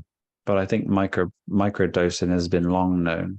I think even back in the 70s, like LSD and things like this have been known to treat / cure depression. But that's not necessary for you. I mean, if you feel like you need something, it's better to go with nature than anything else. Depression is just an idea. To come to terms with that idea is going to set you free, because you just don't need to pick the idea up. Tomorrow you can rise from your bed without any idea of the past. Nothing attached to you. When someone says something, there's no attention on to what they said, because what they said, you can't change. You can't go back in time and put a sock in their mouth and stop them saying it, or say, stop, I know what you're going to say. Everyone's got their freedom. And if you allow everyone to have their freedom, you will have your freedom. But when you're a child and you are neglected, like I think a lot of kids, a lot of adults that we know, even probably even in the X family, when you've been neglected, like that's a serious thing. Like, neglected, weren't fed or weren't taken care of, lived in fear all the time. Your parents don't come home, it's late at night. I'm just throwing out different examples. That's traumatizing. So even though you've grown up and you're an adult and you've carried on and you've had a job, you've raised your children, your family, all of a sudden one day, that's what happened to me. Like all of a sudden one day, everything started triggering me. Like I thought, do you have a desire to be looked after properly? Well, when you're a child. Not when you're a child now. Like, do you have a desire to be looked after properly now? Do you feel like that the ego wants somebody to take care of them instead of taking care of themselves? Because the situation that brought you up, let's say, was to empower yourself quickly, to be able to take control of yourself, to be able to take care of yourself, because no one else would. And you had responsibilities at an early age. Why would that be a bad thing unless you perceive it to be bad? That they should not have left me alone. And when you come down to the true root cause of everything, it's all come from you, and the necessary things that you have experienced were absolutely necessary for you, for your development. Absolutely. Wow. Can you say, so what if they left me? I'm strong. I was able to do what I needed to do. I still was taken care of by myself. I managed to do this. Even though I wished for my mum and dad to be home, even that wish for them to be home caused me a certain level of suffering. It's their will to do what they did. If you perceive it to be right or wrong, or we all perceive it to be right or wrong, that's down to the individual. Most of us would perceive it obviously to be not a good thing. We don't need to identify with it. It's finished, it's done. Yeah. You can't, if someone doesn't look after their children, what can you or I do apart from offer to take care of their children? Mm-hmm. We cannot change the will of others. No. I think that's somewhat deep rooted inside of you. You feel like they should have done something different, or they should have been different. Well, yeah, They definitely. were who they were, and they made you. Yeah, I look at my daughter, who I raised. She's got high self-esteem, lots of confidence, like being told that she's loved every day, like sort of like the way you're probably raising little Josh, little X, I mean. Without So the them thing being is, that to you, you would never have given her the life you wouldn't have had, that you didn't have. So exactly, but that, gratitude for them allowing you to bring a child into this life with everything that you didn't have, with all that love. yeah. Okay, so and those and the kids that aren't treated well, they kind of make poor decisions, sometimes maybe the odd good decision. They don't really have a lot of skill set because they weren't taught things when they were children, right? They weren't taught how to do a lot of things that I taught my daughter. So I mean, It's all you know, relative though, because everyone's on a different scale of evolution here. yeah, Levels of consciousness are different. So for that being to be brought up like that, or a being to be brought up like this, it all depends on where they need to be. Each and every situation is an opportunity to expand. Your opportunity to expand is this. You can contract, you can feel small, insignificant, unappreciated. You can feel blessed that everything that happened to you has led you to this point, to this discussion. mm-hmm. You're free. It's just the belief that you're not. You're happy until you believe that you're not. You were fine until you thought about it. That's why you should stay as you were before the thought arose. Remain silent. Continue to have gratitude for being, I think you said 70, are you, Noli? Yeah, 70. Looking 25. Yeah, right. I Yeah, I think, that's exactly when I grew that thing on my leg when I turned 70. think you It wanted came to out, grow it though. it I came, it think came out right after my birthday. I remember going on and on about the number 7. I could say 68, 69. I was happy, right? I was fine. As soon you as know it what? turned 70. I have a memory of my mother crying on her 30th birthday because she was sad that she was turning 30. Yeah.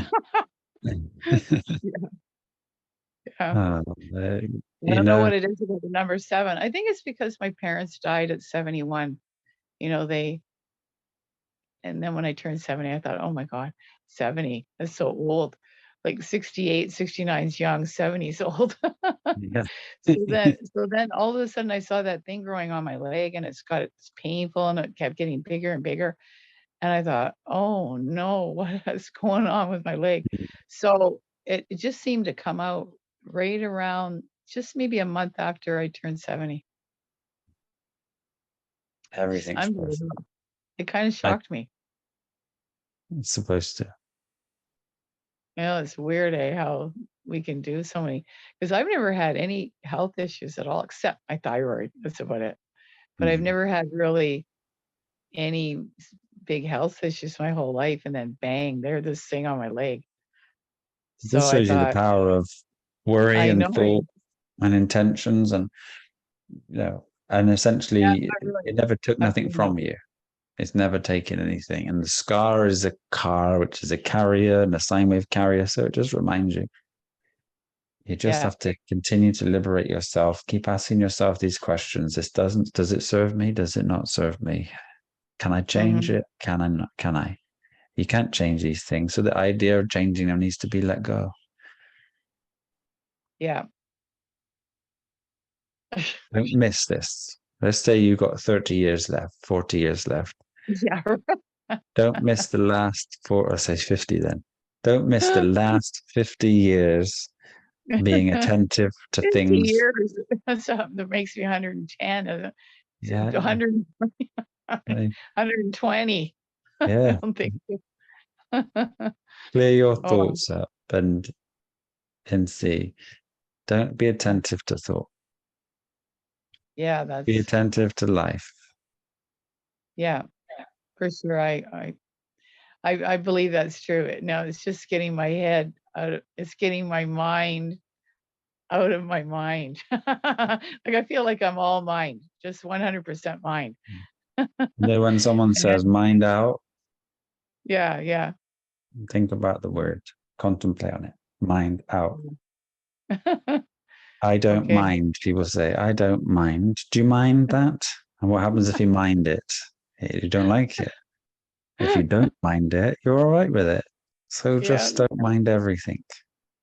That's right. Oh, that's good. Thank you, Josh.